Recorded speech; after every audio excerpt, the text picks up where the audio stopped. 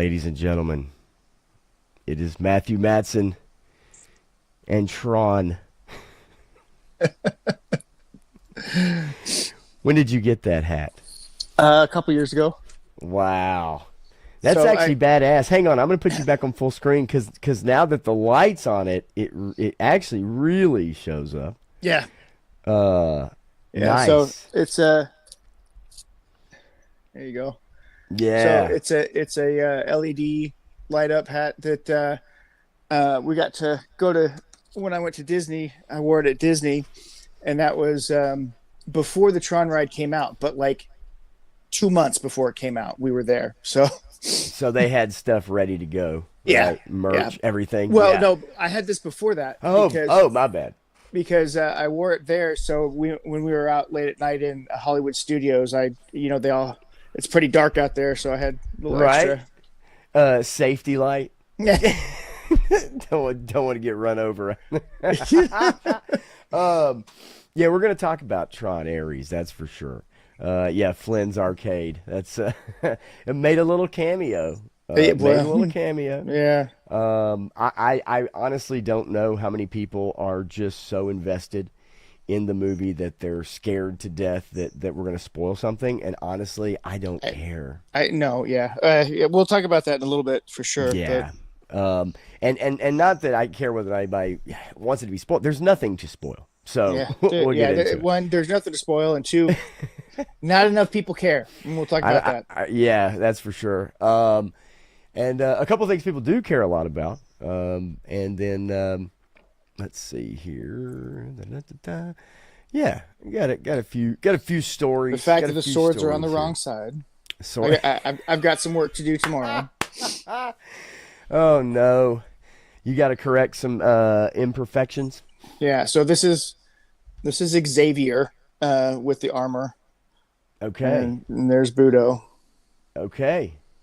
So getting it right. I'll be working on this guy tomorrow. Yeah, getting it right, getting it to where it should be.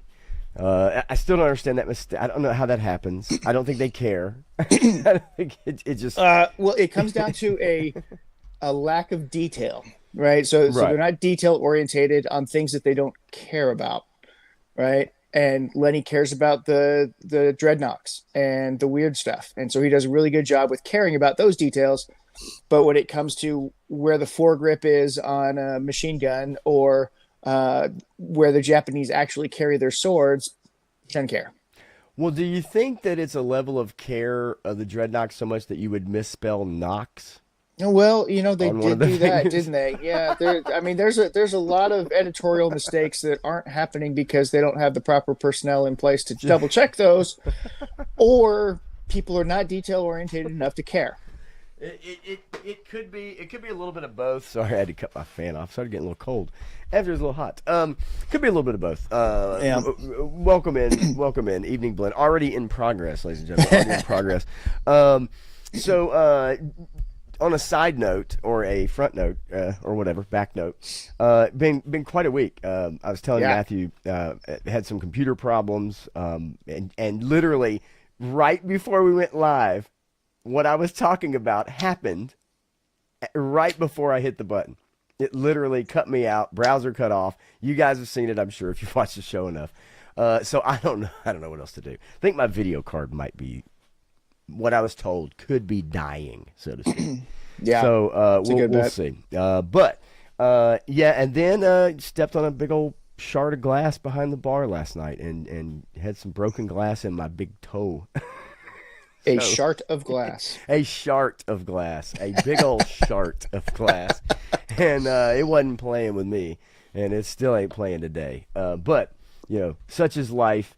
Trials and tribulations of working on your feet. Or with your hands and your feet. Which I've been known to do, like a spider monkey. So well, anyway. Hey man, I open doors with my feet all the time. I'm just saying. Whoa. I don't want to touch the handles. Oh, that kind of open doors with you. I thought you were talking about actually literally reaching up and grabbing the handle with your toes, which would be quite impressive. Sometimes. Most impressive. Sometimes. Whoa. It's my jujitsu skills. Hidden talent. All right. So we do have a few stories to go over. Obviously, we're going to give our Tron Ares review because I want to hear your thoughts since we both saw it.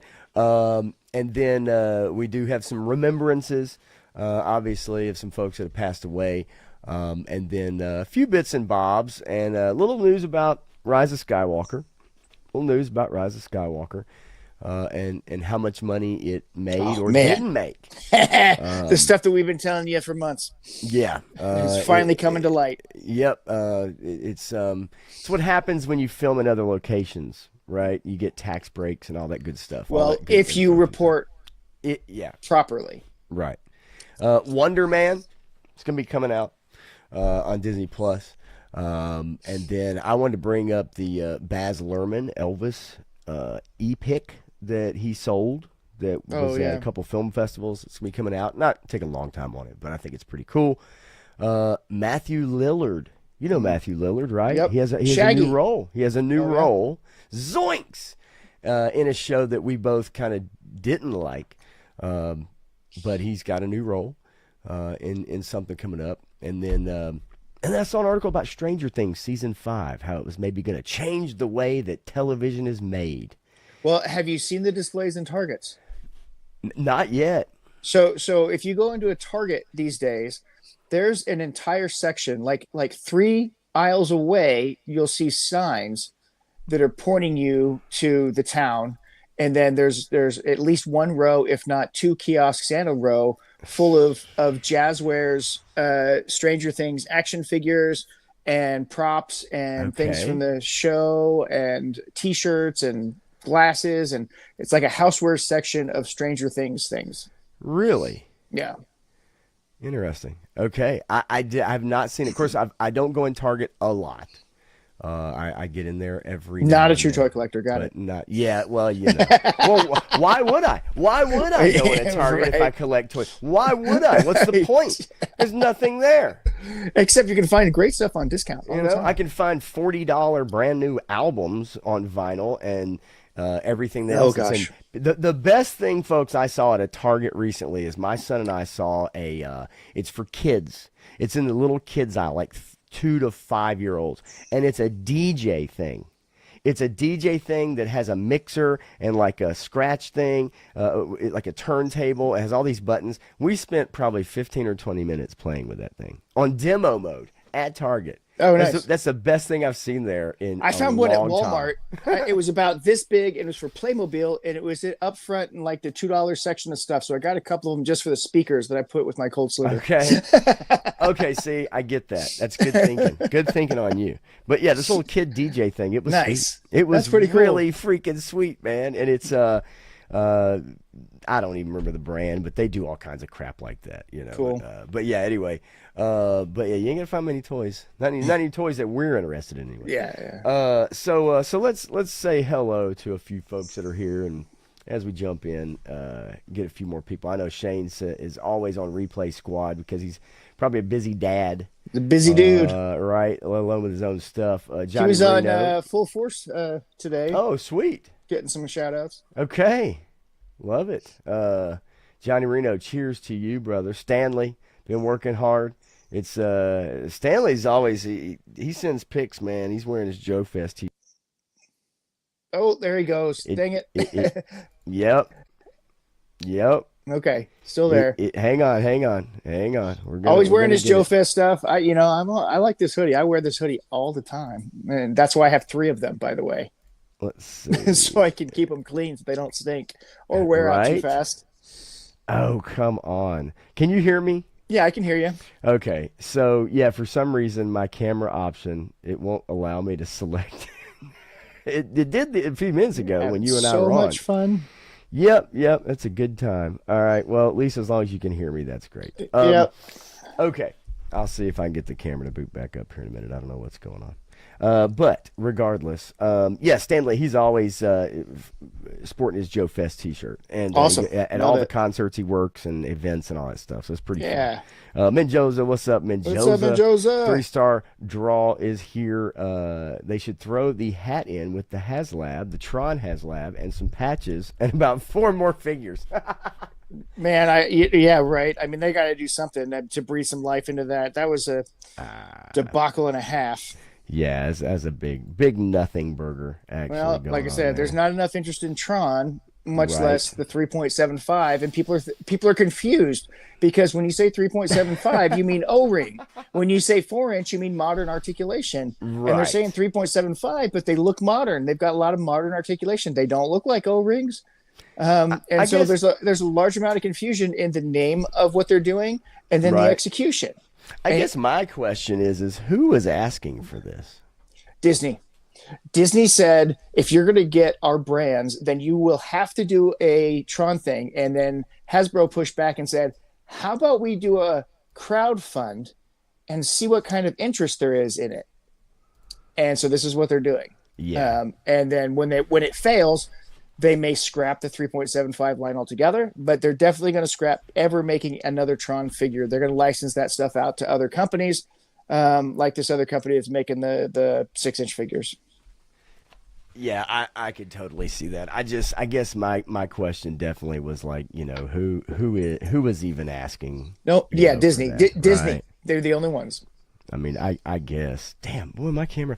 I don't know what happened. I just unplugged it and plugged it back in. So yeah. Oh well, it is. Well, what it is. and I have to think that it was part of the licensing agreement where they said you have to do this because yeah, you're probably right. There's never been enough interest in Tron to make it a viable property. No. To even constitute sequels. And you know what? I'm happy they did Legacy because I love Legacy. But we'll talk more about the latest one. But, yeah, for sure. But you're right. Interest wise, I just don't see it. And Yeah. yeah, but good call, 3-star. Turk Murphy, what's going on, buddy? What's Good up, to Turk? see you as well. Frank Dumanu is here, hanging Dumanu. out. Garaf sliding up in here. Hang on, where is he at? Graph. I'm trying to, because I see Dreadnought K6 is here. What's up, buddy? Let's see. And there he is. Garaf. Okay, so a new avatar. That's what threw me off. New avatar. Him and Frank. Him and Frank's avatar. Look at this. Look at that. Yeah. Look at that, Oh, right? yeah, that's what a threw little me off. similar. I flew Yeah. right by him. Yeah. Okay. All right, let's see. Boom, boom, boom, boom, boom. Yeah. Yeah, Dreadnought, I got to say, you may be right. At least it is Girl Boss, that's for sure. Girl Boss, You notice she wasn't in any of the trailers. yeah, they suppress. Yeah, and I have notes actually on my phone for the review. But you're yeah. right. They totally took her out of most of the marketing. Yeah, Jodie because they knew how Turner-Smith. bad she was. But Yeah, and really, it wasn't even Girl Boss. It was just that well, We have- we'll talk about it. Yeah, we'll get into it. It pretty much was.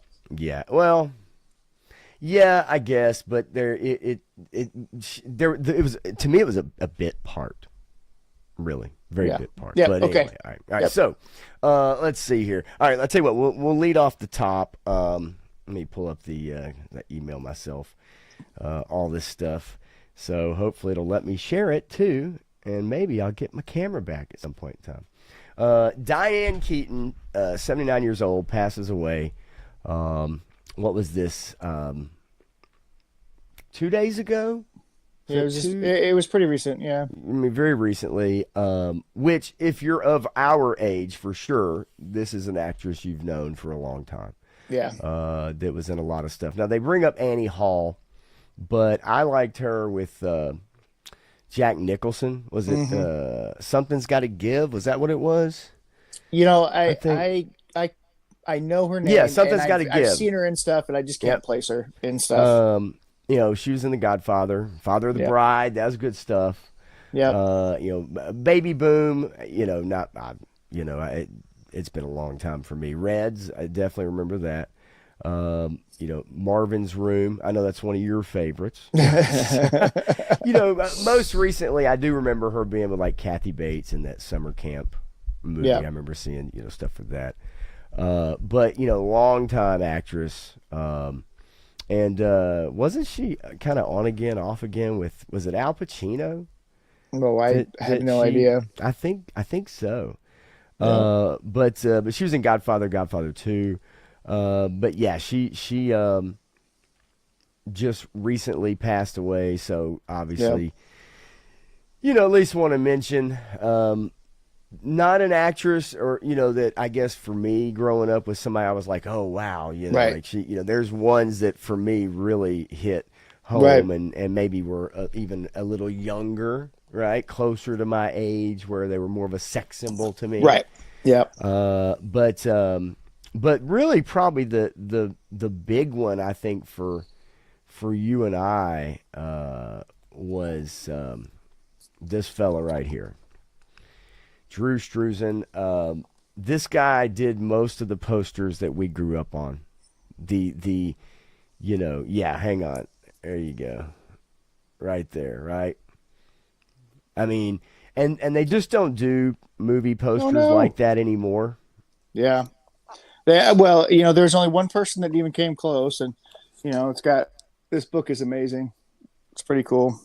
When did you get that? Several years ago, when I met him, and he signed it, and we got to chatting about stuff, and I got actually pretty friendly with his protege, Jason Palmer, because we have a bunch of Jason Palmer art too. Okay. But they take from the same vein, obviously because he was his mentor.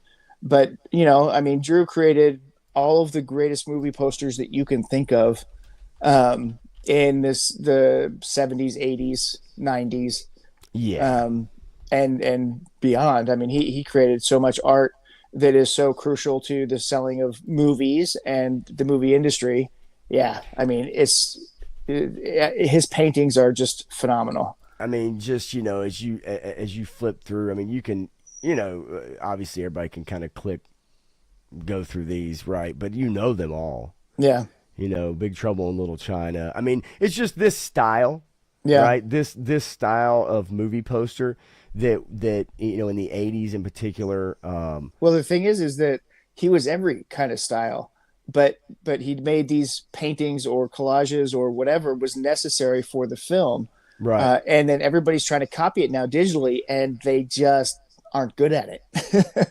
Yeah, no, you see it all the time. I mean, this is definitely handcrafted. I mean, you can try to do this digitally. People try to do this with AI. I'm sure now, movie studios are trying to do their posters through AI, right? Yeah. You don't even have to pay anybody. But Back to the Future, Hook. I mean, obviously Christmas Blade Runner, Vacation, Star The Wars, Thing. right? Yeah, The Thing. I mean, the Harry Potter stuff, right? I mean, and probably a lot of us had these hanging up on our walls, right? As kids, I still do. Well, as a kid, I definitely had a few of these. I don't have, really. I've got a couple, but they're smaller prints, and I've got them rolled up. But but yeah, like I mean, the Star Wars stuff for me was probably like the epitome, right? Like the top for me, just because each poster kind of tells the story. Well, and really, looking at like the Indiana Jones stuff, it's just they just look so good, and it evokes story. It evokes your imagination. Yeah. And now all your movie posters are the same thing, where it just has like the actor's face in it with their name plastered across the front, or you get the profile, or whatever. But I mean, even the He-Man. Oh yeah. Too bad he wouldn't have been around to do the new one. Yeah. Well, I'm telling you. That. Yeah. Well, and like I said, Jason Palmer's out there working, and his art is the closest that I've seen to Drew's ever. And he doesn't get nearly enough work. He does the con circuits, and we spend a lot of money on his artwork too. Yeah, it's of an era to me, it's something that's kind of lost, and I also feel like that. Yes, while somebody is kind of carrying on, that legacy, it's not the norm Right. anymore. And I think that's the shame of it, is that, when this was the norm, movies were definitely all about imagination and, Yep. very special. And I think now that's lost, obviously. Yeah, they were about creativity, they were about new ideas, they were about something. And now it just seems like it's about a political agenda or a corporate amalgamation of something that they want you to watch. Yeah, So, yeah. You throw all the buzzwords into a blender and then you pull them out, right? And they all kind of yep, match up, whatever it is.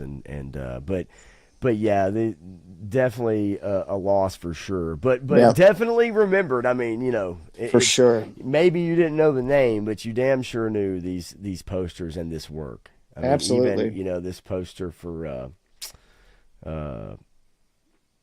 Shawshank. Shawshank. Yeah, hello. Just yeah. I mean, really awesome stuff. So, Yep. um, Goonies. I mean, all of it. It's all in there. what about that poster that didn't that one got changed? Well, yeah, they changed the title, but yeah, the Yeah. Revenge of the Jedi. Yep.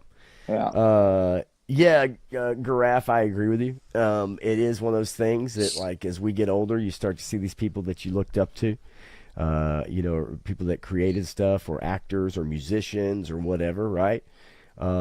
It just kind of hits every generation, to an extent, and it's definitely something that we're going through. I did see where D'Angelo also passed away. Mhm. Now, for me, most famous for the Untitled song and the video where everybody melted over his abs, all the girls. And he was kind of supposed to be the next coming of Prince. Mm. Not Terrence Trent D'Arby, but like a more sensual.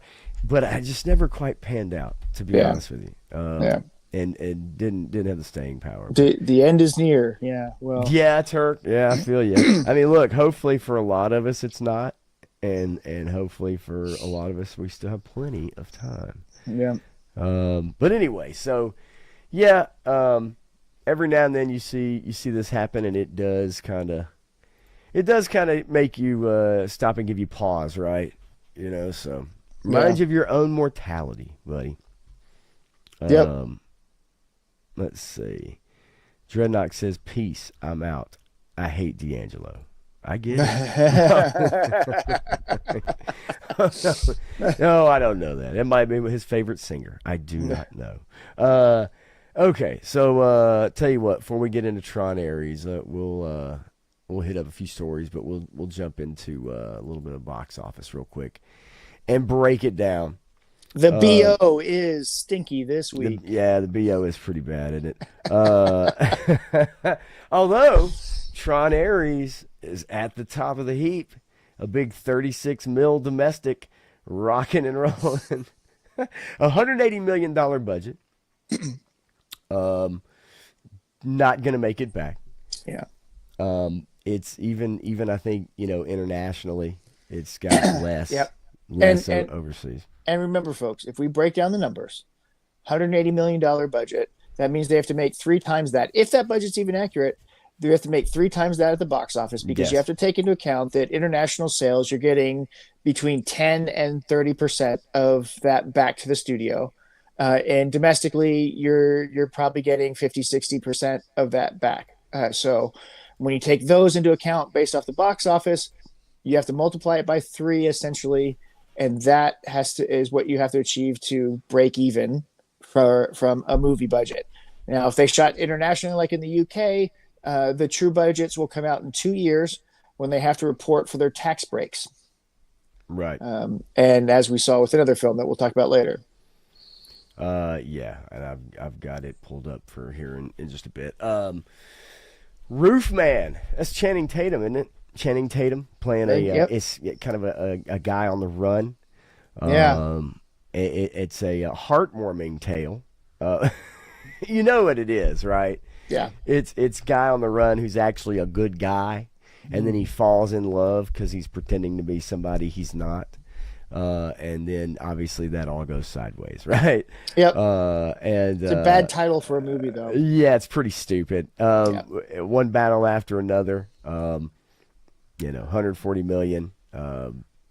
It's actually done better internationally, which I think maybe because they're not as locked in on what this movie is about, right? Yeah, as we are over here. Just my guess as to why maybe people are curious. It is Leonardo DiCaprio. That brings a certain amount of fandom with it. Sure, and I mean Sean Penn does too, right? Yeah. I mean, not as much in my opinion, but. Well, I mean, he was one of the most acclaimed actors in the '90s, so I mean. Yeah, but I think internationally, Leo probably has a lead on, female fans. Well, that's. Well, I don't know. Well, back in the day, Sean Penn had a lot of female fans that liked him a whole lot until they got up close and smelled him. Yeah. Back in the day. But Leo dominates the 19 and under category. So that's because whoa, wait a minute. He has to get rid of it. That's not right. It's because he's got to get rid of his wives when they hit 34, just like Tom Cruise. That is wrong. That is so wrong. Gabby's Dollhouse. Gotta love some Gabby's Dollhouse. Know nothing about it. Hopefully they made it on a $5 million budget. It would be a good return. The Conjuring Last Rites. It kind of looks like some devil horns, like a rock and roll concert almost. Like, well, you guys can't see my devil horns, so I guess it doesn't matter. I am going to try to fix this here in a second. Demon Slayer anime still rocking. Nice. Over half a billion. Yeah. At the box office. Overseas doing far better, but that's to be expected for an anime. Yeah. Soul on Fire, not that familiar with Soul on Fire, to be honest with you. Mm-hmm. Strangers 2 horror movie. If you've seen Strangers 1, you've seen Strangers 2. Yeah. And if you've seen Strangers 2, you've seen Strangers 1. The Long Walk, Stephen King movie. It's been a month in release. Not doing so hot. It's been a month already? It's been 32 days. Wow. Yeah. Well, don't stick your foot in your mouth and maybe somebody will come see it. But maybe somebody will go see it. 3 Star says, Matthew, did you see Good Boy yet? Nope. Haven't seen it yet. We saw Tron this weekend. Yeah, I got the picture and the postcard. Good Boy. I've heard okay things about it. I haven't heard, I think I've heard the zombie stuff in it or the monster, whatever, is fine. Yeah. The best parts obviously is the dog. Yeah. Right? Well, clearly. Yeah, clearly.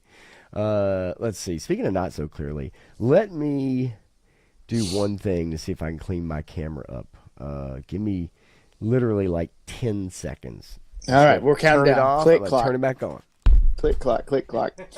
Yep. All right. So, how many of y'all got this guy? Anybody got this guy? So, I haven't gotten a chance to really mess with him much yet because I've got to modify him too much before I really get into messing with him. But a lot of people didn't realize that his top knot comes out. So make sure you before you put the helmets on, you take the top knot out. It just it's got a nice little peg to it. Just pops right out. That way he can fit his helmets on better.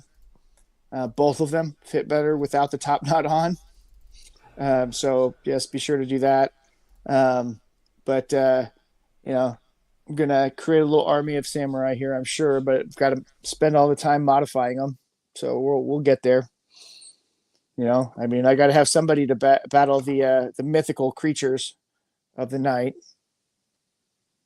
All right. I left the studio and jumped back in. And we're back. Okay. Good Lord Almighty. Let's see. Time's up, damn it. Hey, it was all so you can see this pretty mug here. So I had to modify Budo to have fun playing with him. And Grass says, so is that longsword supposed to be on his back? Seems like it'd be hard to draw. You cannot draw a sword from your back. It is physically impossible for you to draw a sword from your back. So when he wears the sword, when he wears the nodachi or odachi, depending on which terminology you want to use. On his back, it is to carry it from one place to another, because it would be on his hip if he was riding a horse, and the curve would be down, so he could draw it from horseback and slice enemies at the same time as he's drawing up this way and then down this way, so he can hack through enemies while he's riding through there. Because that's the only time you would ever use the sword that freaking long, is on horseback. But the other two swords, they're normal sized, I guess, so they'll work just fine. I don't know, 3-star, man. Crazy arms. So just for instance, Wesley Snipe is an incredible martial artist, right? He actually studies martial arts. And for Blade, he had the sword right in the middle of his back, right? And so they had two swords. They had the half sword, so he could go like this, and then they would switch it in his hand so he could fling it out. And the every now and then they would have the breakaway scabbard in the back, so it was only about that long, and it had a space on the side, so he could pull it up and then slide it out, because it was already broken on one side, so it would just fly out from there. So in a true saya or scabbard, you cannot draw it from your back.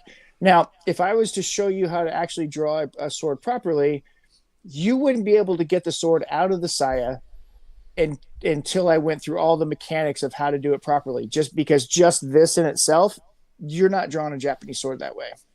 There's a lot more to it.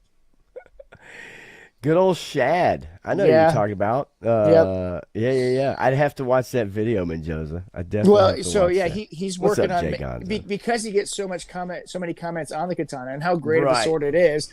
He had to go and make one. Now, here's the thing: there's a sword called an Angel Fire sword, and the man passed away a while ago. But he made the most durable katana that has ever been made. And it's a zombie apocalypse sword, because you're not going to break it, you're not going to mess it up. Now, a true Japanese sword made in the Japanese way is to fight Japanese people in Japanese armor. It is not to fight medieval armor. It is not to fight knights in medieval combat, because knights in medieval combat, they didn't use their swords as like cutting tools. They used them as bashing tools mostly. Yeah. And the Japanese were about precision. And so their swords were very weak, unstable laterally. So you could break it real easy hitting it laterally. Right, because it was made to cut. It was super good at cutting, but you're not going to cut through steel. So. Yeah, you see, well, even like medieval swords, they grab them with two hands. Like literally grab the blade and the handle with two hands, like trying to block and stuff like that. You know what I mean? Yeah. They weren't like the sharpest tool in the shed, so to speak. Well, I mean, there were parts of them that were sharp, but again, they were made for piercing through stabbing, and blunt force trauma. Turks and Edge weapon guy, sweet. 3-star is very confident that he could do it. I want you to video it. I want to see it. 3-star. Grass says I don't trust him. He's anti nunchaku. I mean, they are the dumbest weapon ever, but okay. I see what's going on. You're better at knocking yourself out with them than anything else. Yeah, that's exactly what I would do. And the last time I tried to fling some of them around, I hit myself in the head. And luckily they were the kind that are like the rubber, right? Like they're not real. Yeah. But if they were, I probably would. It'd probably still have the knot today. Todd C, what's going on, buddy? Jay Gonzo slipped in here too.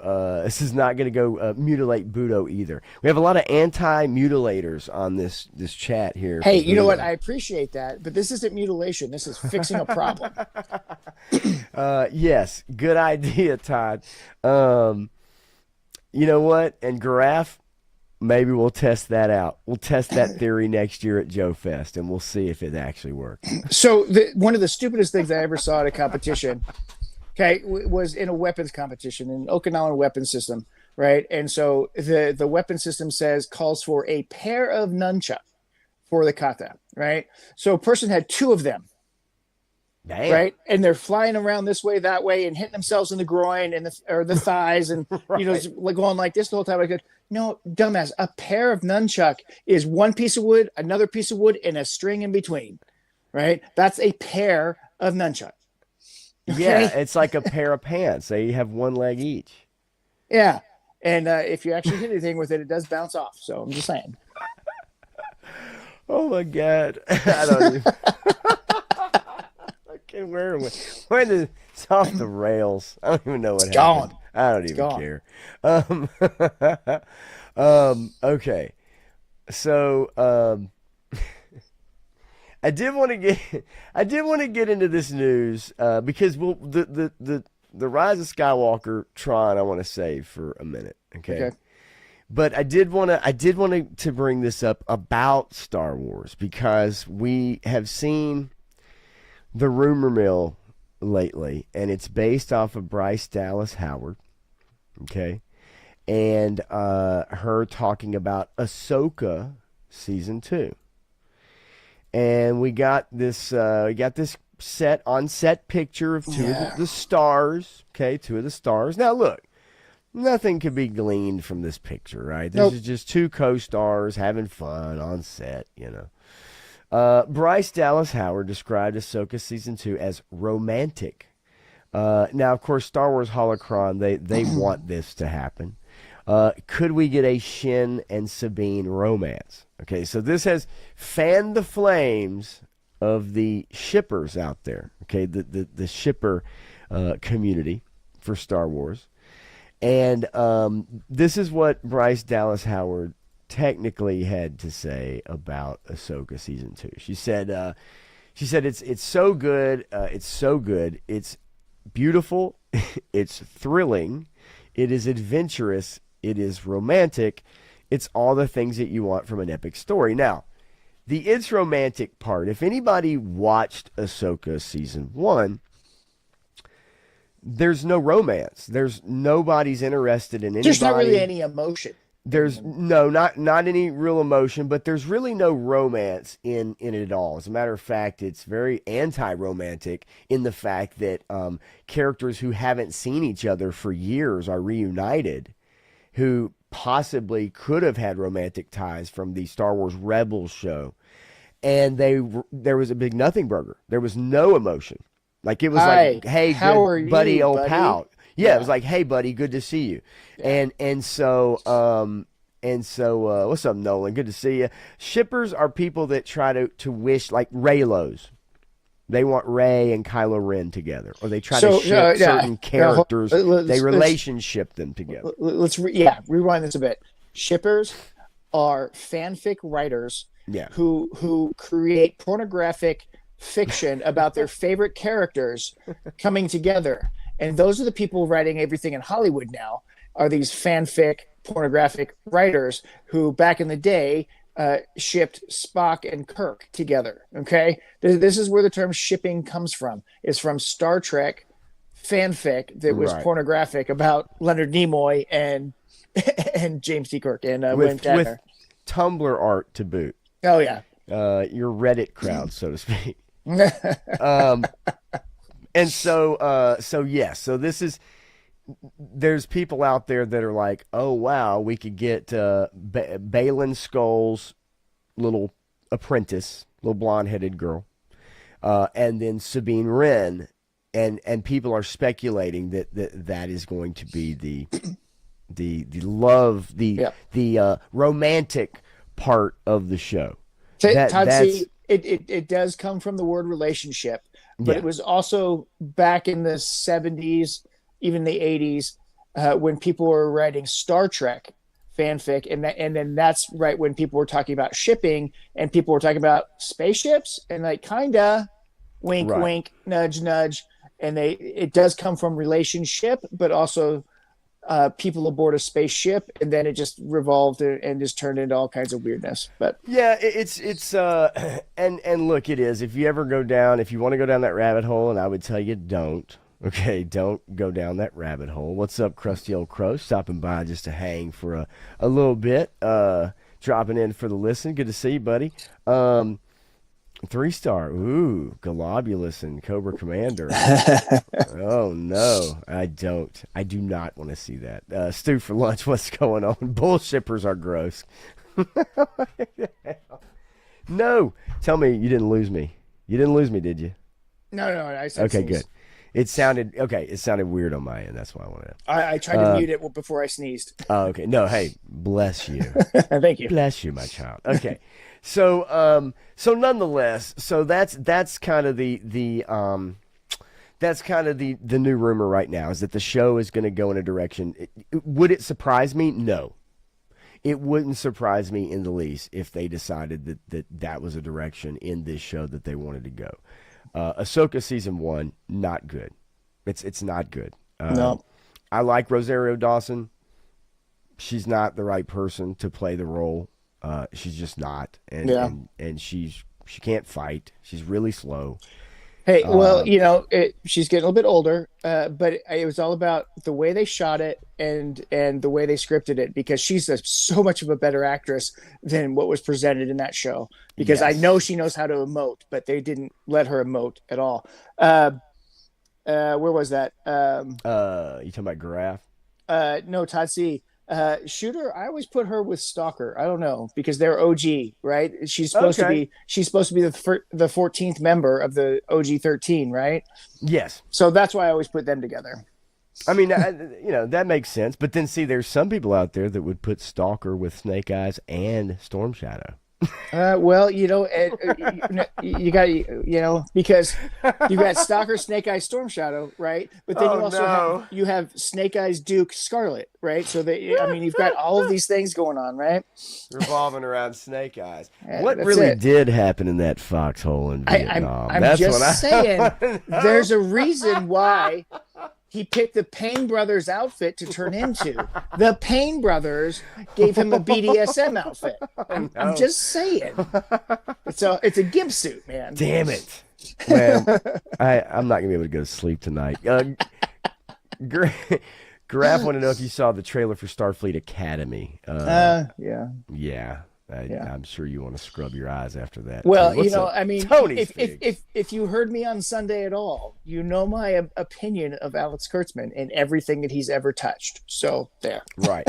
Now, also within the show, fans are convinced that they're going to bring Natalie Portman back. Now, where does this shit come from? Look, I mean, they made Han Solo a Force ghost, so anybody can be a Force ghost. You don't have to be a Force user to become a Force ghost, even though it was a whole process that Qui-Gon Jinn had to learn to pass it on to Obi-Wan Kenobi, to pass it on to Yoda, to pass it on to Obi-Wan, so that they could specifically become Force ghosts, because it was a whole process of how you did it, and it went through the wills, and there's a whole thing that George Lucas created, and they threw that out the window when they created Han Solo as a Force ghost. How the hell does that happen? That's not the way the Force works. No, but you know what? Natalie Portman obviously was Force sensitive, because she gave birth to two. Oh wait, no, that wasn't her. No, she was manipulated by the Force, and that's why she died. Is it though? I thought she just died of a broken heart. No, she died because Emperor Palpatine was siphoning off her life force to keep Anakin alive on the pits of Mustafar, and that's why she died and he lived. She lost the will to live. No, because the Emperor sucked it out of her. See how I tied that together with the wills, Matthew? See how I did that? That? Damn you. Woody Triple Deuce, what's going on, buddy? So also, however, do you know about the Mortis arc? Yes, of course I do. Okay, so that's where Ahsoka's going, because at the end they found the temple. It's got the statue pointing out, and everything.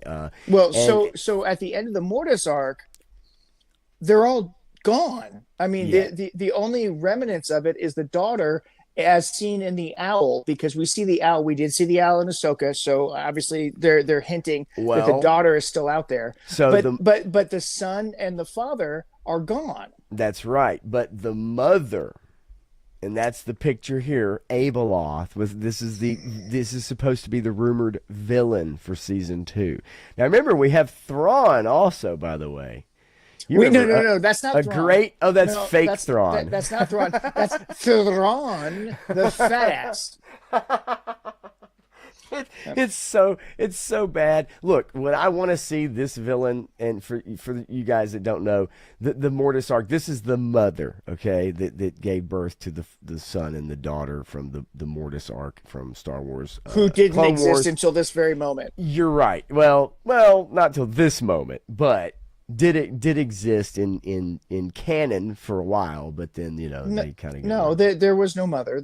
There was the father, the daughter, and the son. That was it. Okay, Abeloth. Well, it's not this very moment. She's been in books and shit.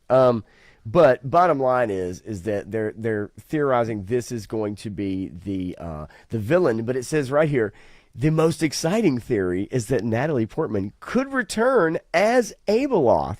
So this shit makes no sense to me. It's like, so Anakin, I don't get it. Like, he's the Force ghost. He's supposed to take over for the father. Now you have the mother who is now Natalie Portman. I don't get it. I'm lost. I don't even want to watch the show, to be honest with you. It has gotten to a point where it's beyond ridiculous. Yeah. And why in the hell? Look, why would Natalie Portman want to come back to this mess?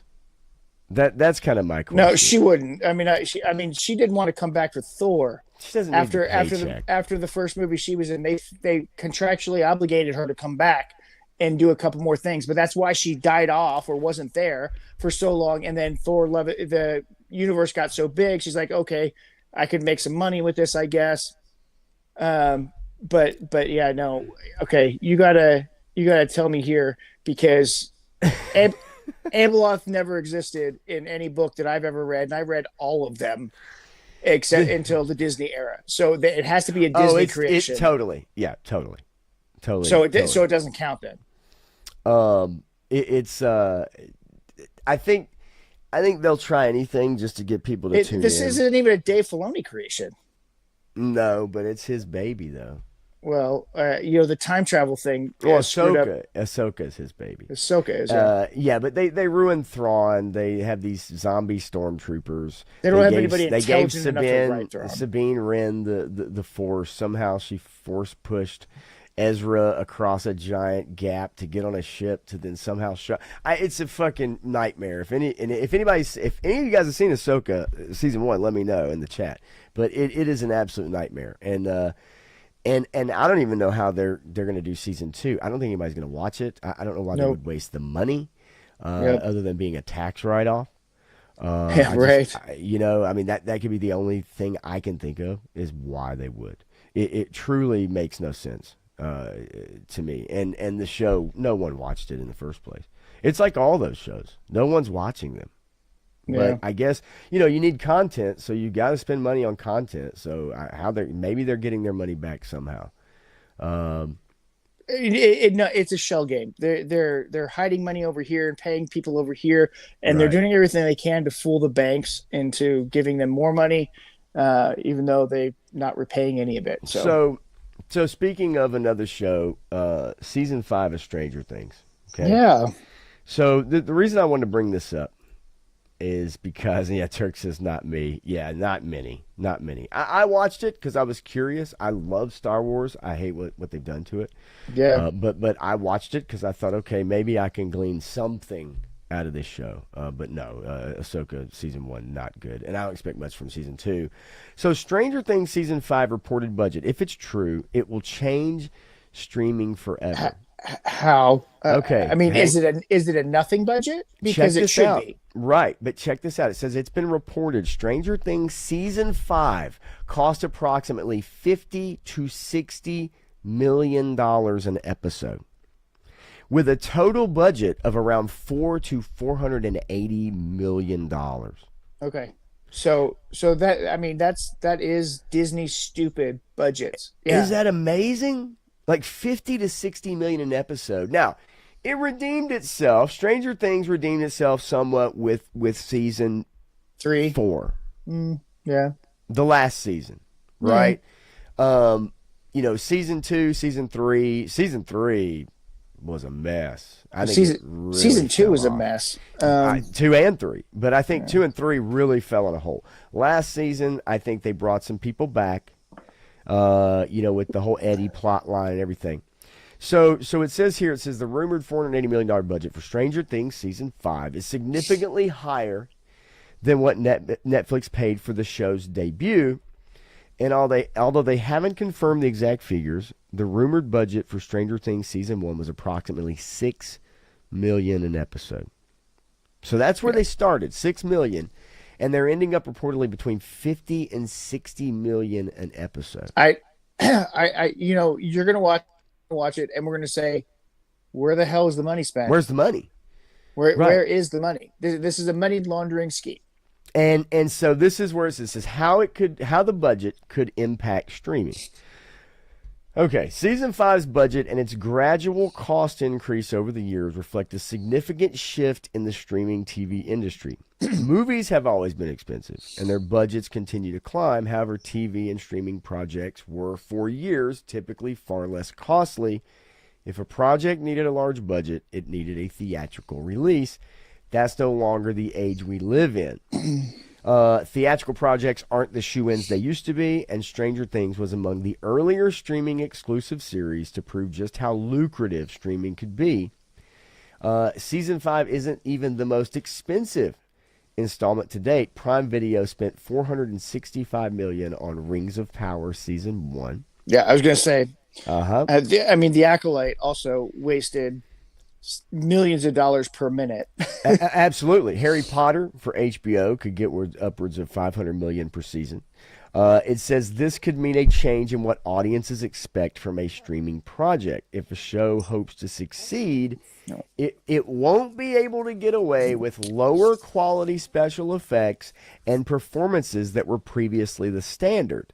Now, that's the main crux. This is the takeaway from this whole thing. This hasn't been standard. This has just been what they've been doing because they've been idiots. It drives me nuts. And my problem with this is, how much did Mobland cost?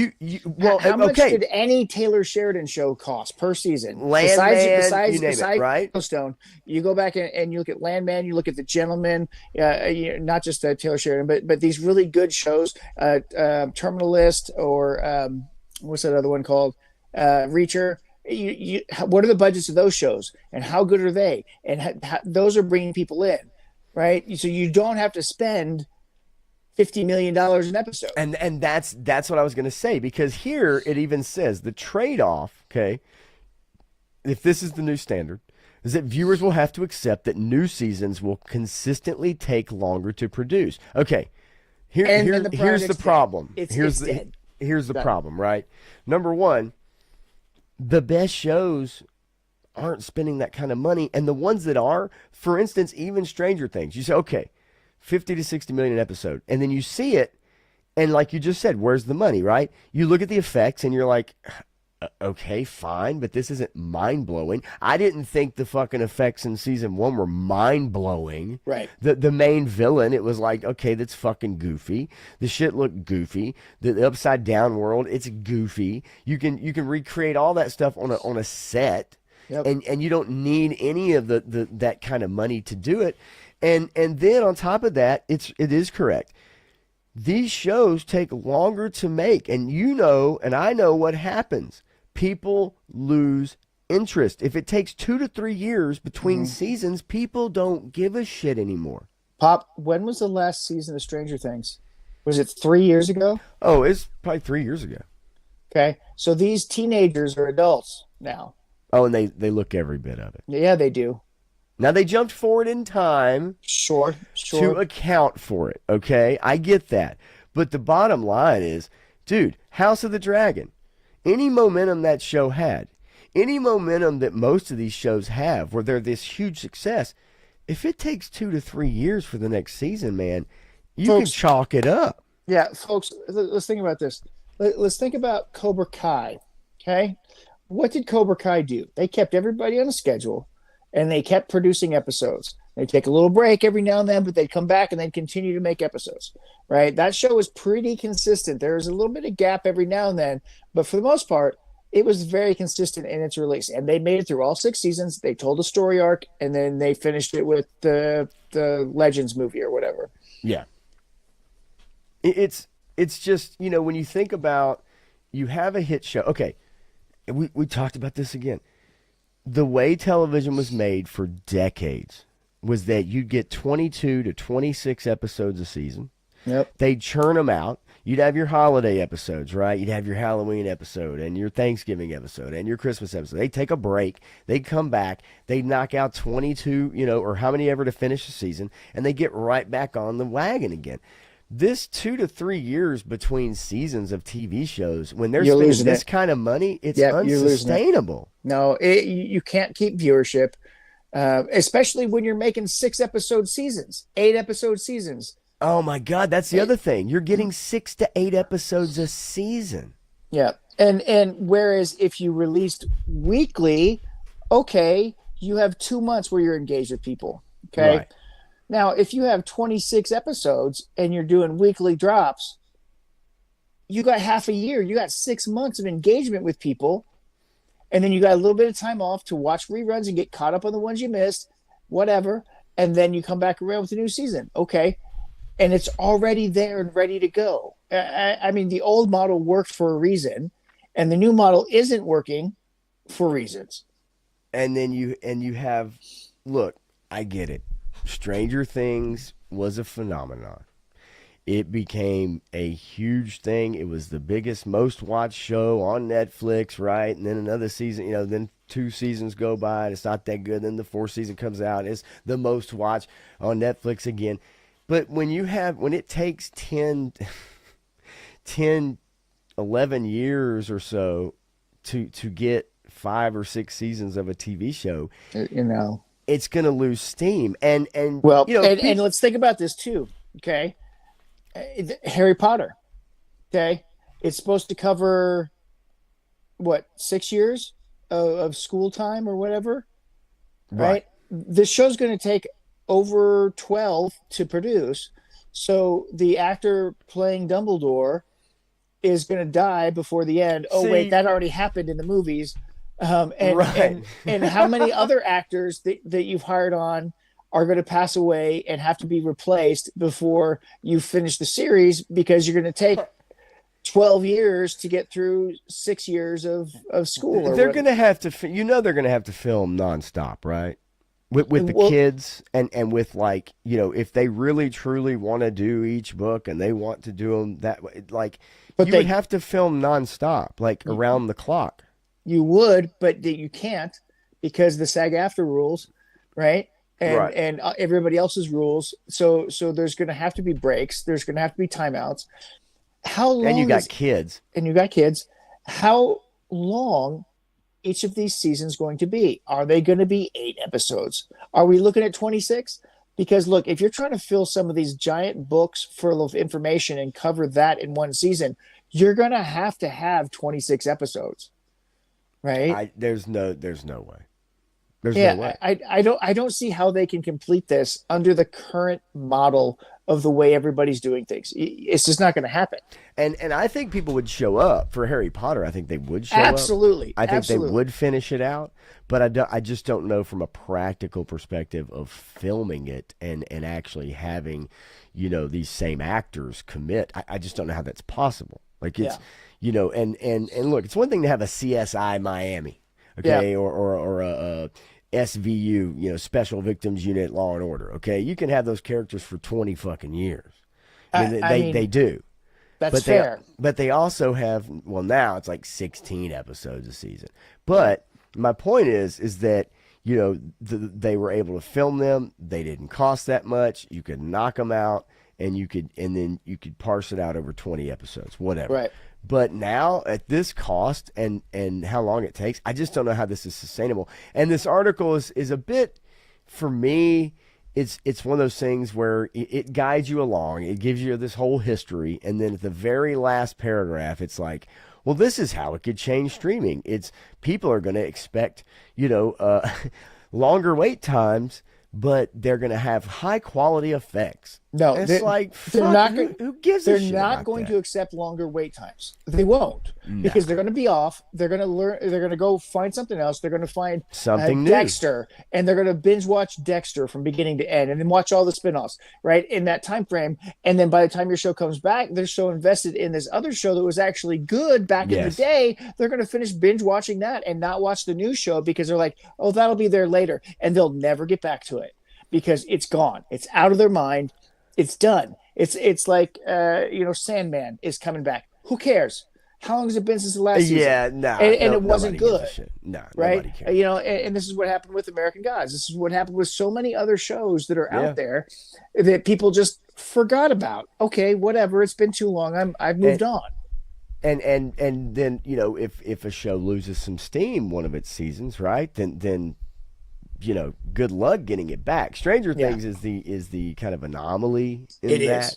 Yeah. But I think it's just they were so committed that Netflix was so committed.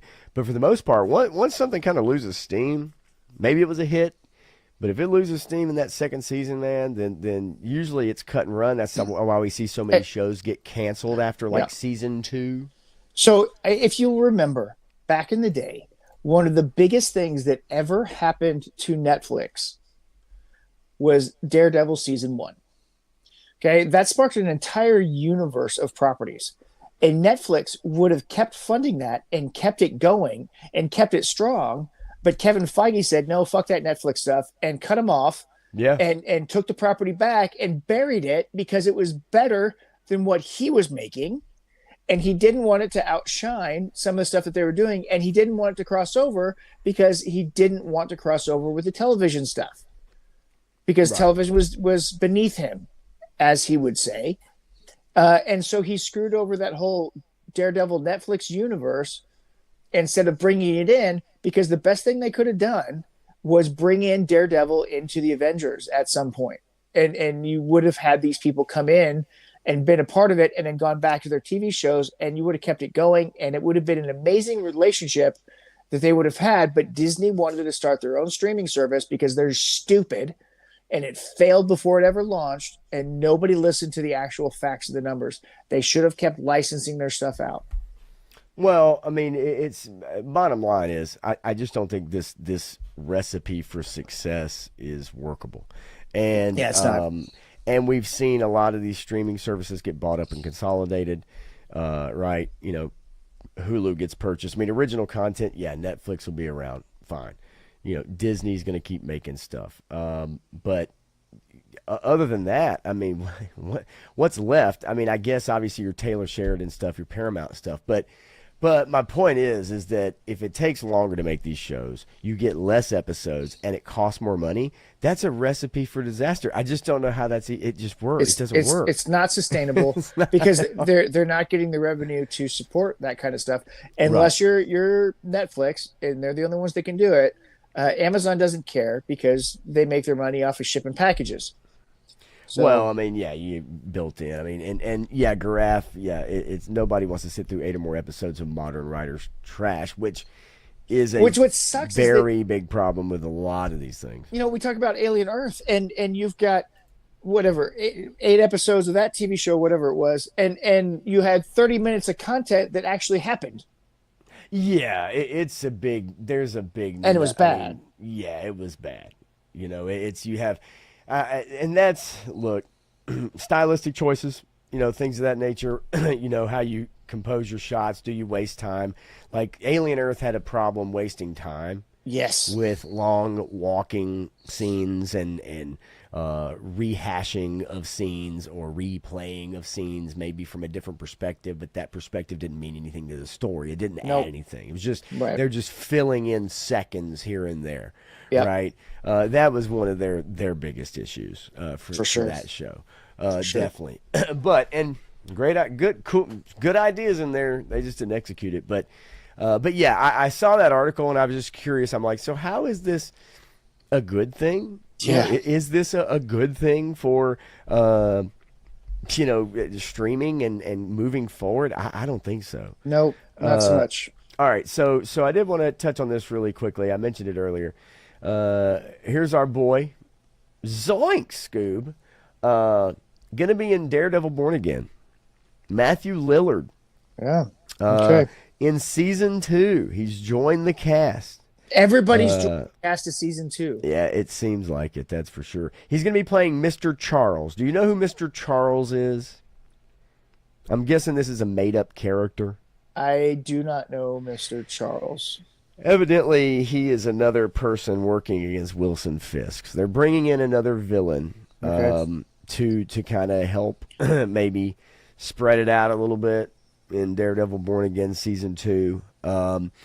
They had it perfect in season 1 years ago. Not this past season 1, but actual season 1 of Daredevil.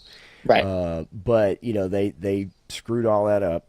But, I saw him and I'm thinking, like, is anybody going to believe him in any role other than what we've seen him in? You know what? I could believe him as a Moon Knight. I believe that he could play a schizophrenic psychopath. Okay. As well as anybody. So, I mean, if he's going to play a villain who's a schizophrenic psychopath, I can see it. It says that his character says he's a power. It says, let's see, when Wilson Fisk takes over New York, not just as mayor, but as a king in a way, it puts him in a new class of power players on the international stage. Matthew Lillard's character represents that. He's a bit of a new antagonist on the field. He's as influential in many ways as Fisk. That power negotiation at a very high level of politics and diplomacy is fun to watch. So he's playing a guy named Mr. Charles. And I guess he's going to challenge Fisk in season 2. Let me ask you, do you think you know the fate of one Mr. Charles? Yeah, pretty much. It does say here, it says, while he's certainly not Marvel's most famous Charles, a Mr. Charles does exist in the comics, having made just one appearance in 2013's AAFES.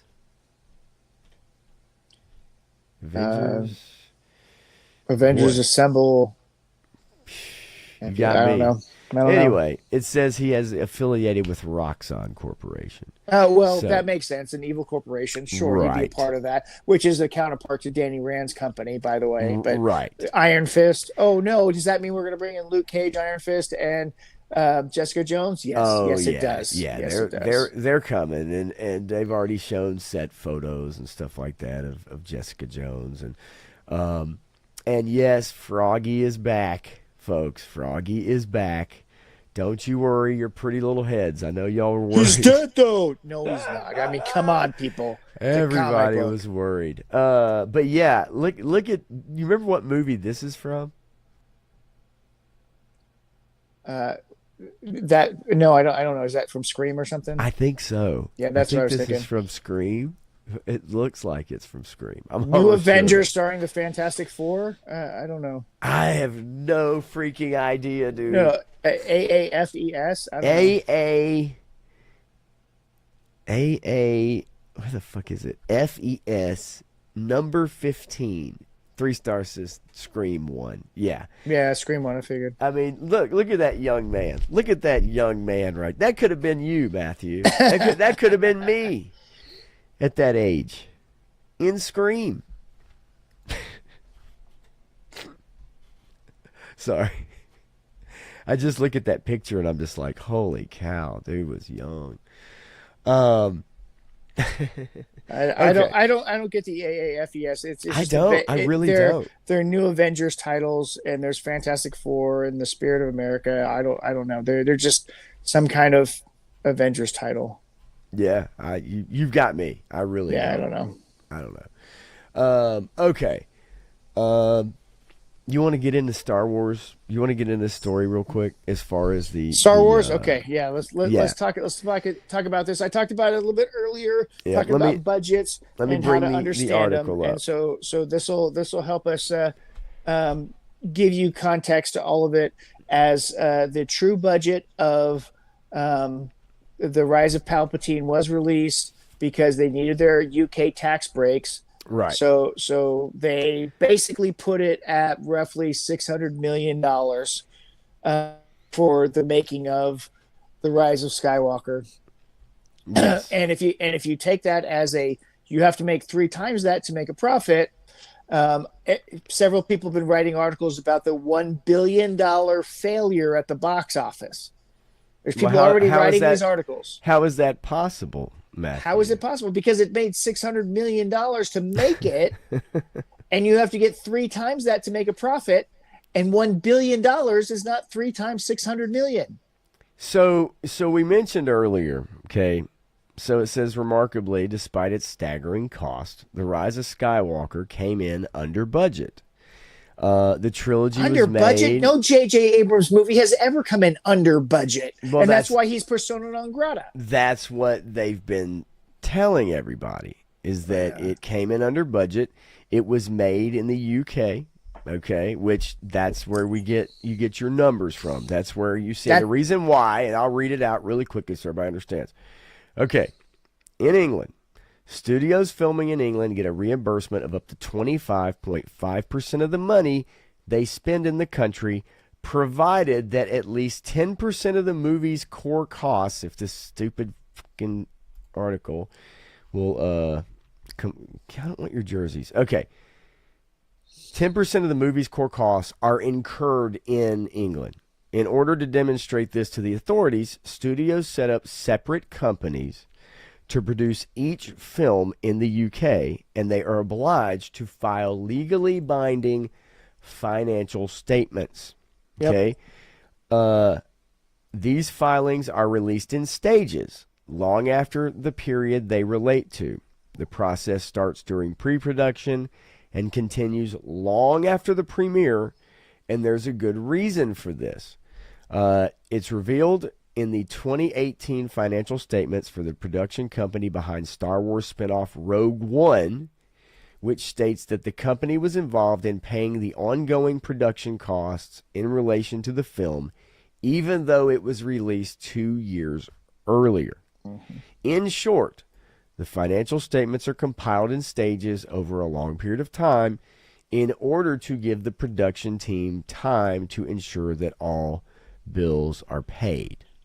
So they're able to spread out that over a period of time, even though the movie's long gone. The crux of this article is, guess what? They lie about their budgets all the time. That's right. Go figure. It says that these filings are a goldmine of financial information. They can reveal overall costs. They can reveal salaries and even Social Security payments to staff.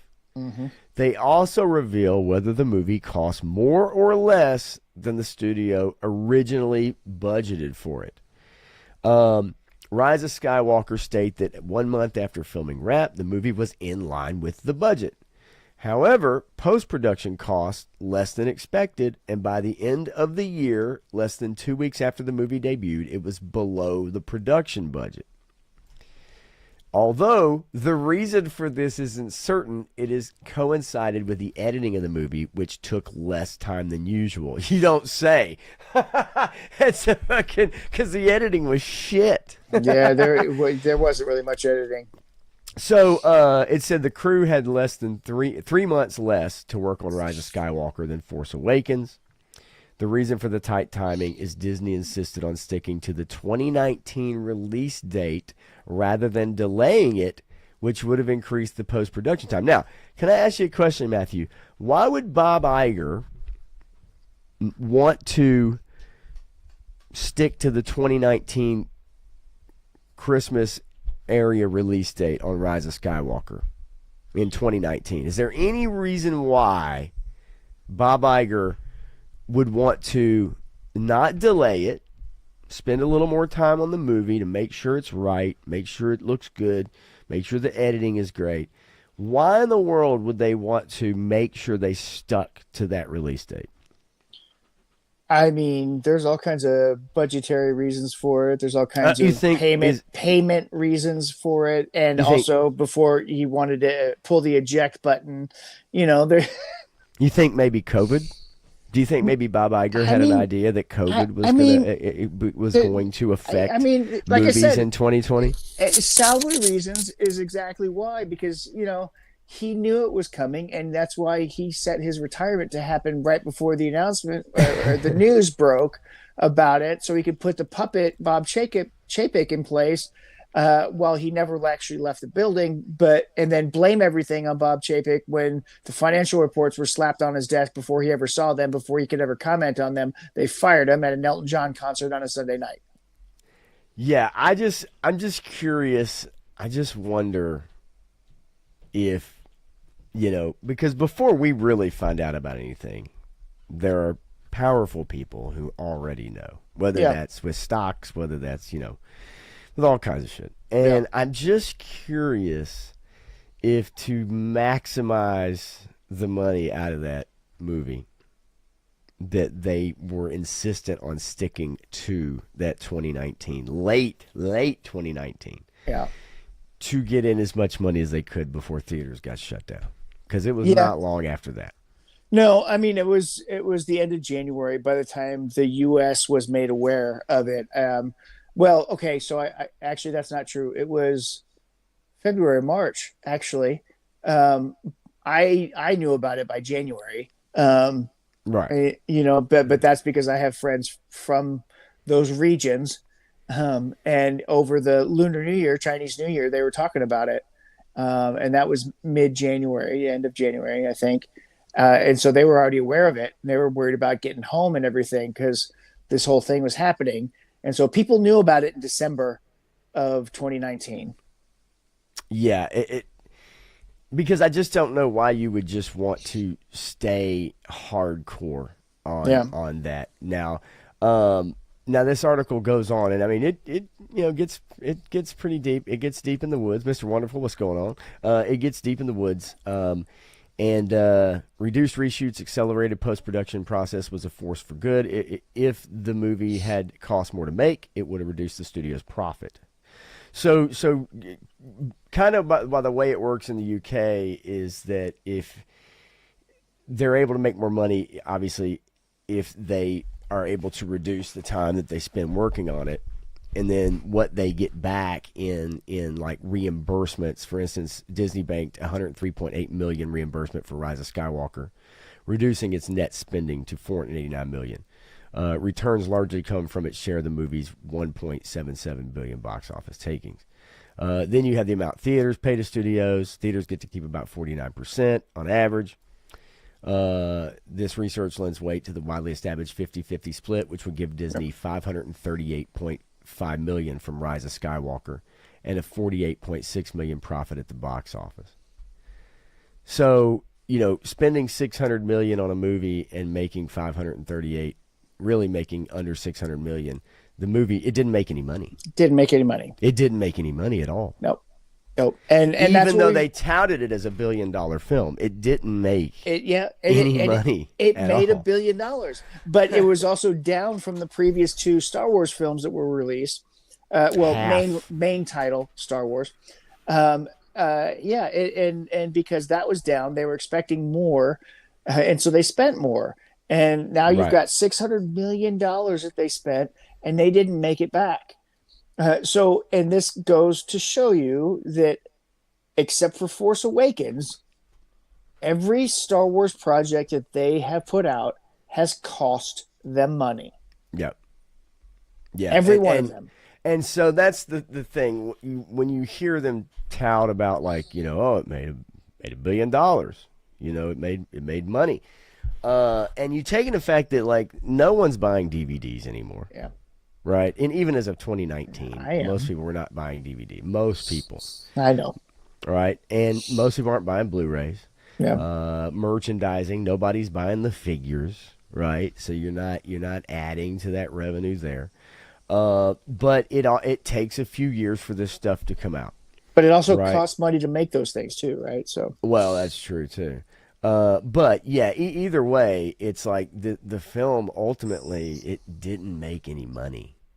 It's the same thing. I was having a conversation with somebody recently, and they're trying to argue with me that post COVID this didn't do so bad, and I said it lost money.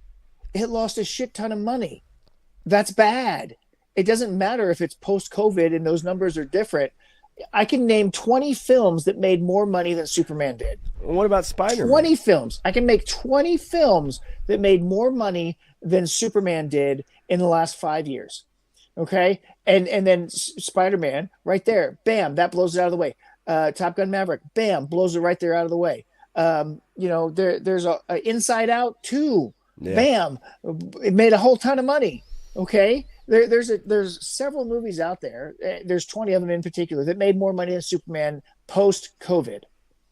And Superman had to be the top of the line. It had to be the best thing out there. It had to make all the money for it to be a success. And it's not. And now James Gunn's career is in peril. And people are talking about it behind the scenes because out of the three things that he's done for DC in the DC James Gunn universe have not done well, have not been received well. Right. It's Sabir, what's going on, buddy? What's Good going to see on? Woody Triple Deuce says, "Got to go. Time to hit the sack." Oh man, take it easy, buddy. Good to see you, man. 3-star, 18 more to go, Matthew. Let's hear it. 18 more. He said two movies. Hey. Okay, you want me to name them? I got them. if right. you want me to name them, there you go. Well, let's see here. So let's go back to where is it? Okay. 2025. Minecraft and Lilo Stitch made more money than Superman. Inside Out 2, Deadpool, Wolverine, Wicked, Moana 2, Despicable Me 4, and 2024 made more money than that. Barbie, the Super Mario Brothers movie, Jurassic Park, Spider-Man Across the Spider-Verse made more money than that. Guardians of the Galaxy 3 made more money than Superman. Top Gun Maverick, Black Panther Wakanda Forever, Doctor Strange Multiverse of Madness, Avatar The Way of Water, Jurassic World Domination, Minions Rise of Gru, The Batman in 2022. And in 2021, Spider-Man No Way Home made more money than Superman did in 2025. There you go, folks. And there you have it. Ladies and gentlemen, boys and girls. That was pretty damn good. Actually, that was pretty good. Golly. Even I wasn't expecting that. Damn! Good job. So let's see here. Eric Thurman, what's going on, buddy? Good to see you, man. Let me see. Where is it? He said, I counted 19. Oh, no. Actually, there's 21. I named 21 movies. Ooh, so you missed Take that. Clint's in the house. What's up, buddy? Better Man made more money, too. Let's see. Better. Yeah, it's a good movie. Season 1 of Ahsoka. Yeah.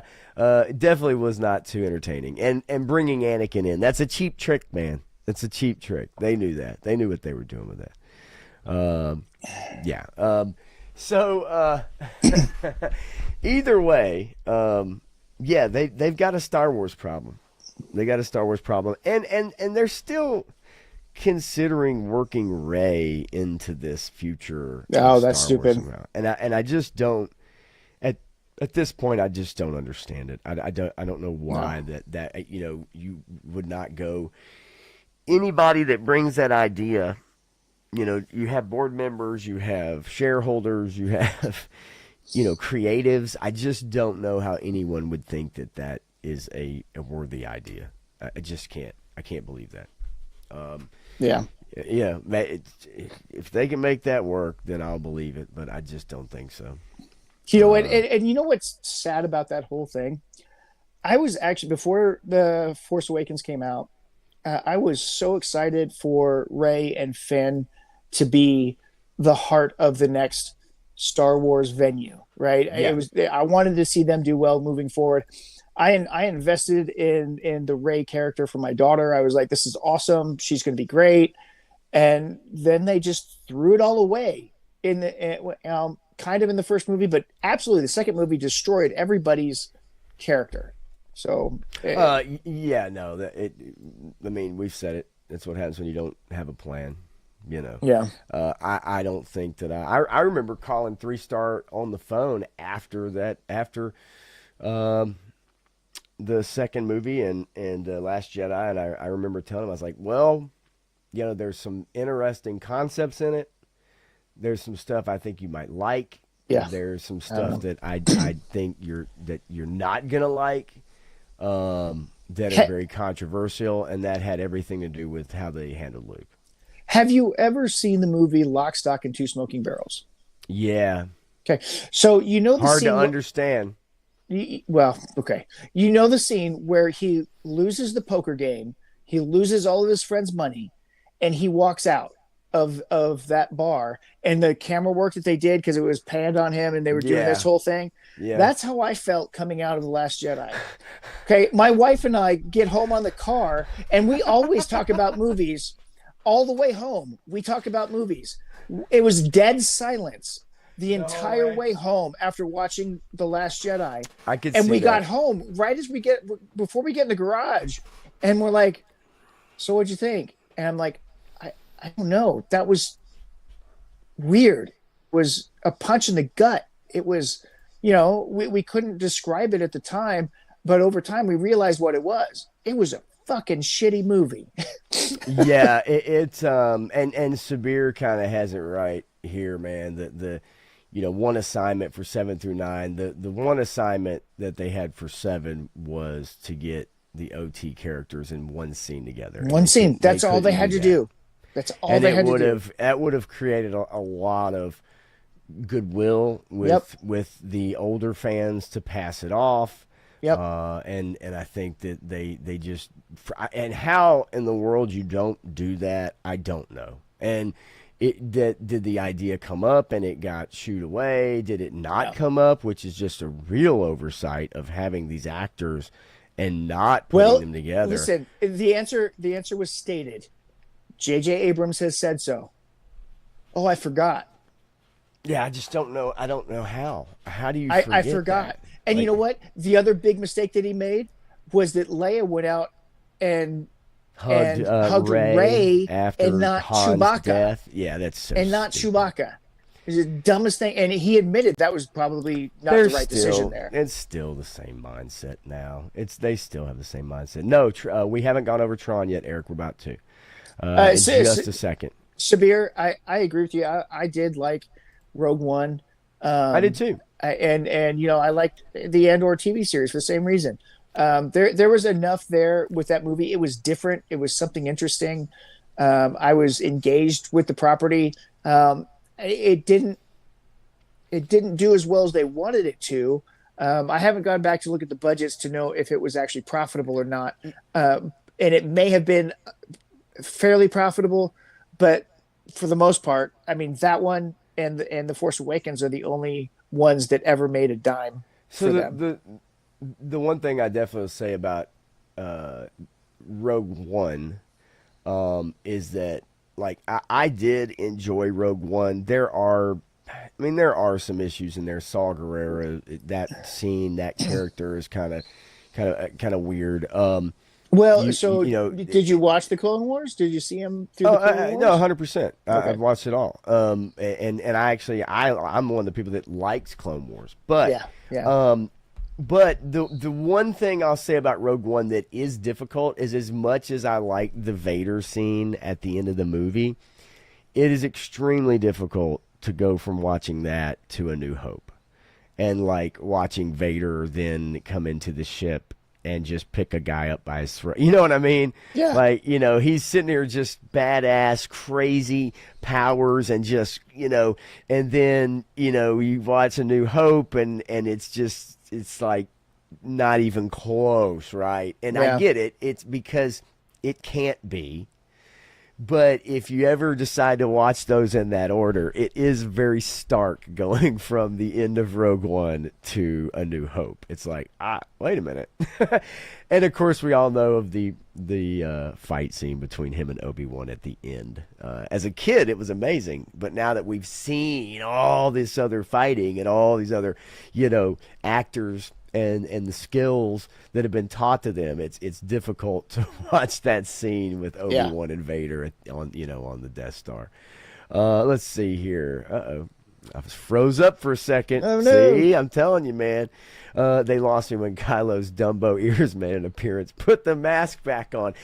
I hated that scene where she flips the force thing back on him, like Yeah. where he's trying to read her thoughts, and she turns around, and it's like this girl, she doesn't even know how to do anything. How is she doing this shit? And then all of a sudden, she's what's his name? James Bond. She's controlling James Bond's mind. Yeah, yeah, What's his name? Because he was played that stormtrooper. Daniel Craig. Daniel Craig. Yes, Yeah. he was that stormtrooper, and Kevin Smith was one of those ones in there too. Uh, Sigourney returning for a last Ellen Ripley outing? I hope not. No, I don't want to see 75-year-old Ellen Ripley. I I don't. I don't either. I think she'll do it, and I think it'll be I don't doubt it. Not very good. They're in No. contract negotiations. I mean, I love her to death for what she did for my childhood, but her later stuff has not been the best. That's what I mean. I mean, and having her in a movie used to present such a. If she was attached to a project, it gave it a lot of credence and validity. I don't know that's the case now, right? Yeah. Damn, well, that fan it kicks. And so I don't want to see 75-year-old Ripley. I just don't. Let's see. Yeah, the wheel. You talking about Wheel of Time? It turned out to be Square Turk. Is that what you're saying?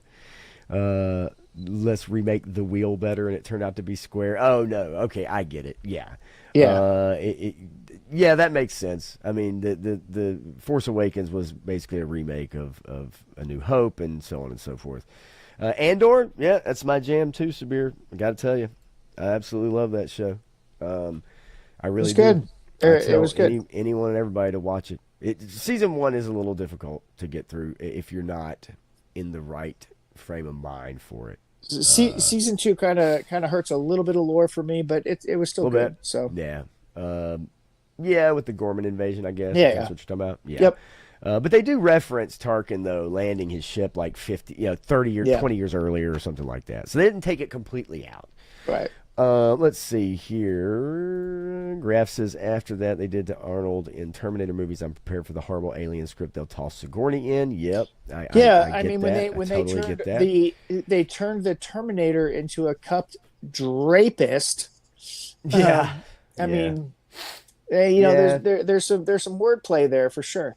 And then they brought in Linda Hamilton and made her an anti-parenting freak job. But anyway, Turk, I'm with you 100%. I don't need to see that. Not at this point. Right? No, I mean, I had a thing for an alien. I'm just saying, but and in Galaxy Quest. That was fun. Yeah, that was fun. Love that movie. That movie was awesome. And if they did a second one and her daughter was played by Sydney, yes, I'm all in on that. There you go. Why wouldn't we be? Okay,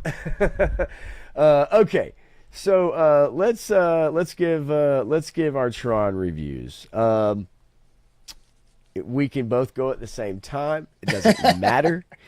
I have a whole bunch of thoughts on this film. That I wrote them down as I was watching it. They're almost kind of in order of the film, unfortunately, because I wrote them as it went along. Yeah, and it's a lot. So I don't know. How do you want to do this? I'll throw something out there.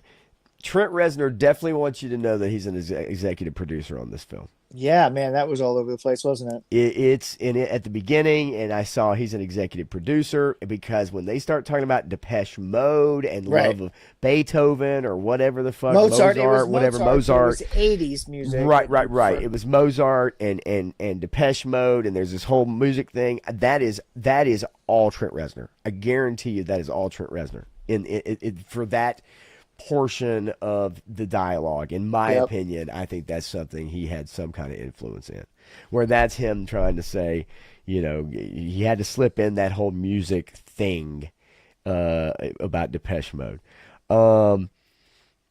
Let's see here. As soon as you see the little feet in the snow, it's a chick.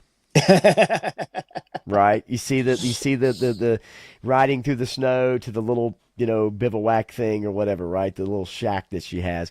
But as soon as you don't know it's a man or a woman, but as soon as you see those little feet, at the bottom, at the camera, it pans to these feet, and it's like, yeah, that's a chick. It's like I can tell that's a chick. Those shoes are way too small. Those little boots.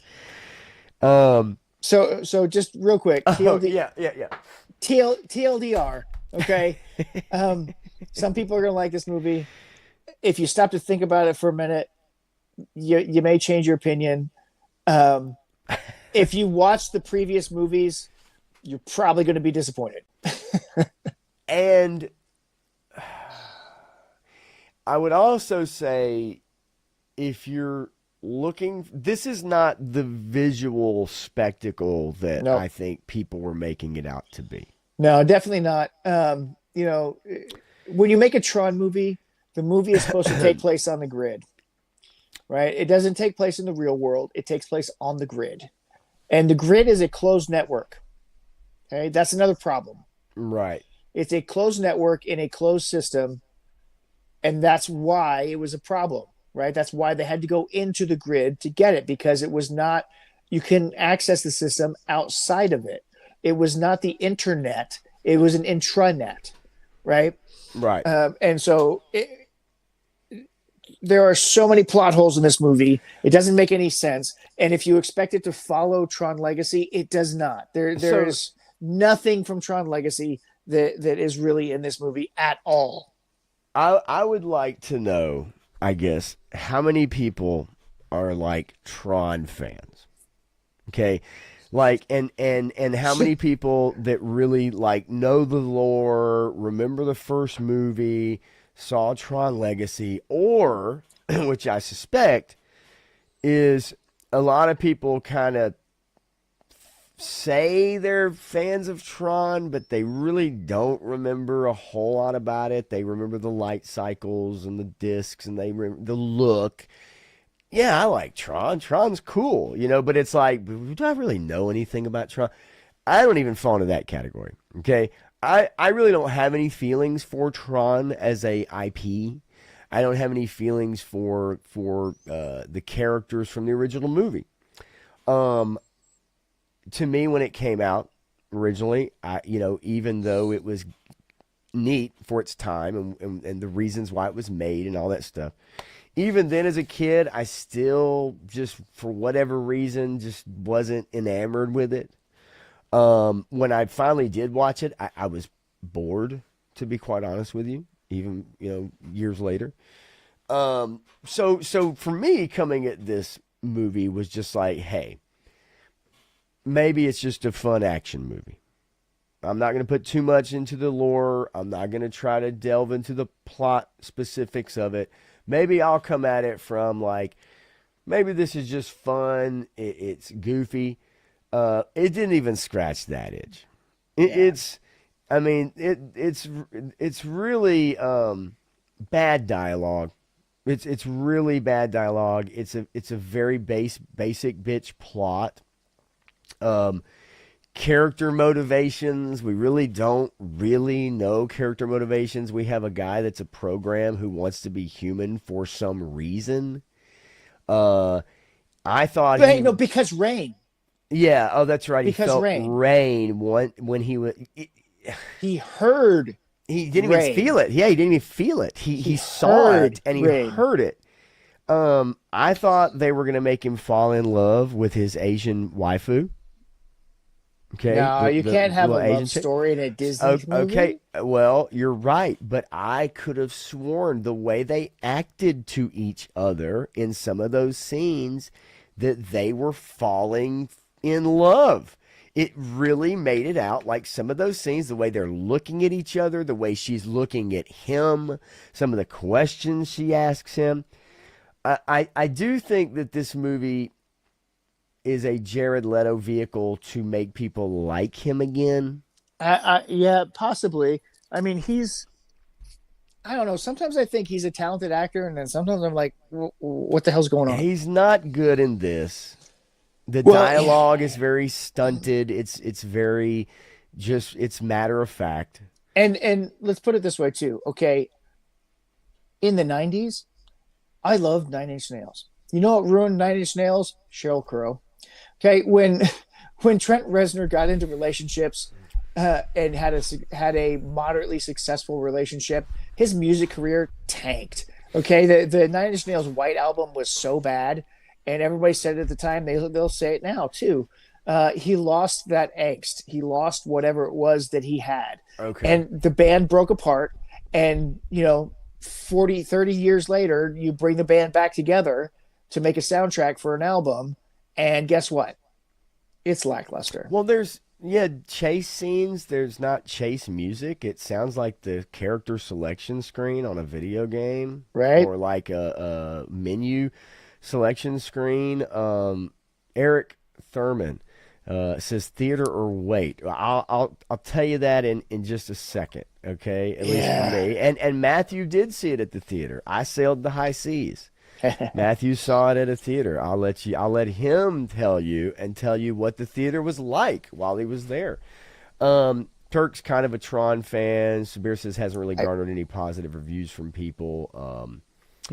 Like a lot of the same movies. Now, and people like Legacy. I know you like Legacy, right? Well, okay. So from my perspective, the original Tron movie sparked such imagination in me that I fell in love with that movie. I love that movie as a kid because I'm like, the computer world, there's something inside there. And it spawned this whole other thing. I mean, there's a whole animated series called Computer Warriors that I started watching because of Tron, right? There's all kinds of shows that had this whole thing about hackers and the Lawnmower Man and movies like this. I mean, these are movies that I watched because of Tron, because of the idea of what's going on inside the digital world. I thought it was fascinating. And so when Legacy came out, and it's got the best soundtrack that's ever been put on film. Well, not really, but it's one of the best soundtracks that's ever been put on film. Daft Punk killed it with the Tron Legacy soundtrack. And that story was fun. It was engaging. It was a continuation. It was something else. This movie defies everything that happened in the first movie. So if you look back at the first movie, the second movie, in the second movie, you had this creation, this thing that happened spontaneously in the grid, a closed network system that created the ISOs. What are the ISOs? Are they AI? Are they what are they? We don't know, right? We end the movie with an ISO coming to the real world and riding off with Sam Flynn into the sunset, right? Or sunrise, actually, right? Because they got to watch the sunrise, and so she can feel the sun, and so she's feeling these things for the first time in the real world rather than the digital world. Now, 20 years later, or 15 years later from Tron Legacy to 2025, 2010 to 2025, if it is 15 years later, we are reset. That didn't happen. Somehow this whole corporation that's been around for 40 years that didn't exist until today, but it's been around for 40 years because Stark Dillinger from the first movie, Edward Dillinger, worked for Encom. His son, Edward Jr., worked for Encom. So who's running Dillinger Corporation for the last 40 years, right? But this company comes out of nowhere and it has its own grid. Well, did they steal Flynn's grid? I mean, how do they have their own grid? And it's a closed network or it's an open network? Because if it's an open network, well, then it's so much bigger. And it would be bigger and it wouldn't be confined to this Ares program. And there would be so much more. There's so many plot holes. Who is Gillian Anderson's character? Is that right? Edward Dillinger's daughter, or is it Cillian Murphy's Edward Dillinger Jr.'s wife? Right? Who is she? Right? Because you've got this grandson of Dillinger. It's never explained. It's never explained. Yeah. So we don't know the relationship because her last name is Dillinger, and is her last name Dillinger because she married or because she's one of those people that kept her own last name after marrying, but then it would be hyphenated, wouldn't it? I mean, she'd have to have a hyphen in there if she was right. But you don't even know. But we don't know the relationship of Mommy Dearest, who is running the corporation and is right about everything, but her son is wrong because he's an idiot. And, she tries to stop him, but she has to be killed because she might actually do something about it because all the men are stupid idiots, like that computer programmer who was berated for getting on stage and trying to wear a cowboy hat, amongst other things that happened throughout the whole movie. I mean, this is a girl boss movie because the girls are telling everybody what to do. No, that it's true. They are, but I think these were like so bit parts for me. Like they were non-meaningful. Like I get There wasn't a meaningful thing that happened in this a movie, girl boss movie that like where it's where you can see like the men being demeaned and made to feel stupid or like Well, the only male that wasn't made to feel stupid was Ares. But he kind of was. There's not because, a lot. Because there's Athena, not a lot of that to me in there as far as recognizable, like what the because there weren't any men in the movies, right? Okay. All right, look. But the two men that were in there, well, the three men that were in there, the villain who was this big mean guy, but everybody was telling him he was an idiot. He was throwing temper tantrums the whole time. The computer programmer guy who was told he was an idiot by his secretary and everybody else by their actions. And Ares, who was basically usurped by Athena, who overrode her program to be obedient to him, to try and usurp him because he was being stupid and not following protocols. So a lot of the issues I have are just scene to scene, like they're just dumb. They're dumb. Like it's just every dumb. one of them. Like for instance, this chick is searching for the key to the permanence code, right? The little Asian chick. She's the CEO of the company, right? Yeah. She flips through a bunch of floppy disks, and then the one she finds and she puts in. It's the very first one in her hand, but she flips through all of them to go through, like, and then she goes, "Oh, this is the one," and it's like, yeah, it was the first one you had, but you flipped through like 10 of them, like what? And then Jared Leto comes out of the fucking program. He gets created right by this laser, and then and he comes out of a tank. And when he steps out of the tank, they have all these powerful people that are like standing around with these sunglasses on. And when he walks out of the tank, they all take a step back. Like, it's the dumbest shit. It's so goofy because it's like, what? He didn't lunge at anybody. He's not scaring anyone. He just walks out of the tank. But they all together at the same time take one step back. It's like, what the fuck is happening? The son, the CEO kid, he hacks the fucking video game. He hacks the company's files like a fucking video game. Yep. And it says that he's hacking the Asian chick. He's hacking her company's files. Who's found the permanence code, but he does it because the only reason he hacks her files is because he has a feeling that she's found the permanence code. He says, "I have a feeling she's got it." It's like, wait. How? Why? You don't even know. You just have a feeling. Okay, so it's fucking stupid. It's the whole fucking stupid. The whole permanence code thing blows me away too because shit. So let me get this straight. Okay, so I mean, if we take science and we just apply this to this, okay, so somebody will die and get put into the computer system. Their consciousness, their being, whatever, is digitized, and then they come back out. When they come back out, what are they? Well, they're not human anymore because they've been digitized and reconstituted. So they would be on this code. They would have 29 minutes to survive. So Sam Flynn and the ISO should not have survived because they didn't have the permanence code, but somehow they did. Well, Flynn shouldn't have survived either to come out of the grid because he would have had that 29 minutes as well. Right. So that doesn't even make this permanence code bullshit doesn't even make sense. But that's the MacGuffin of the film. There's do you remember when the CEO, it's Evan Peters' character.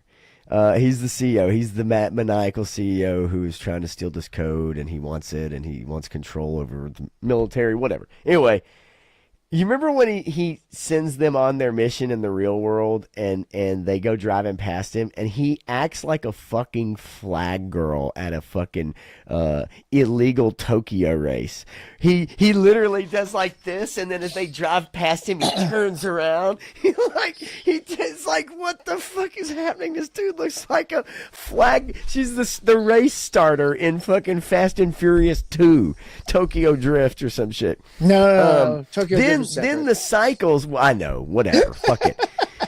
These light cycles have these trails behind them that are so deadly they can cut cars in half, and yet somehow there's this crazy chase between Jared Leto and Asian waifu, and somehow they're leaving these trails all over the city, and yet no one runs into them, no one gets cut, no one dies. Hold on, and they're literally side by side. There's no room for anything, and somehow they leave these trails all over these city streets, and nothing happens. Did you never watch Spider-Man and His Amazing Friends? Of course.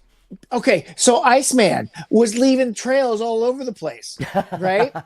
And so Firestar had to come and clean up his mess, so it wasn't all over. And if you watch Tron Ares, if you watch all that all the way through, you'll see that every vehicle stops before it comes in contact with one of those. So if you watch, all of them stop. It's so stupid.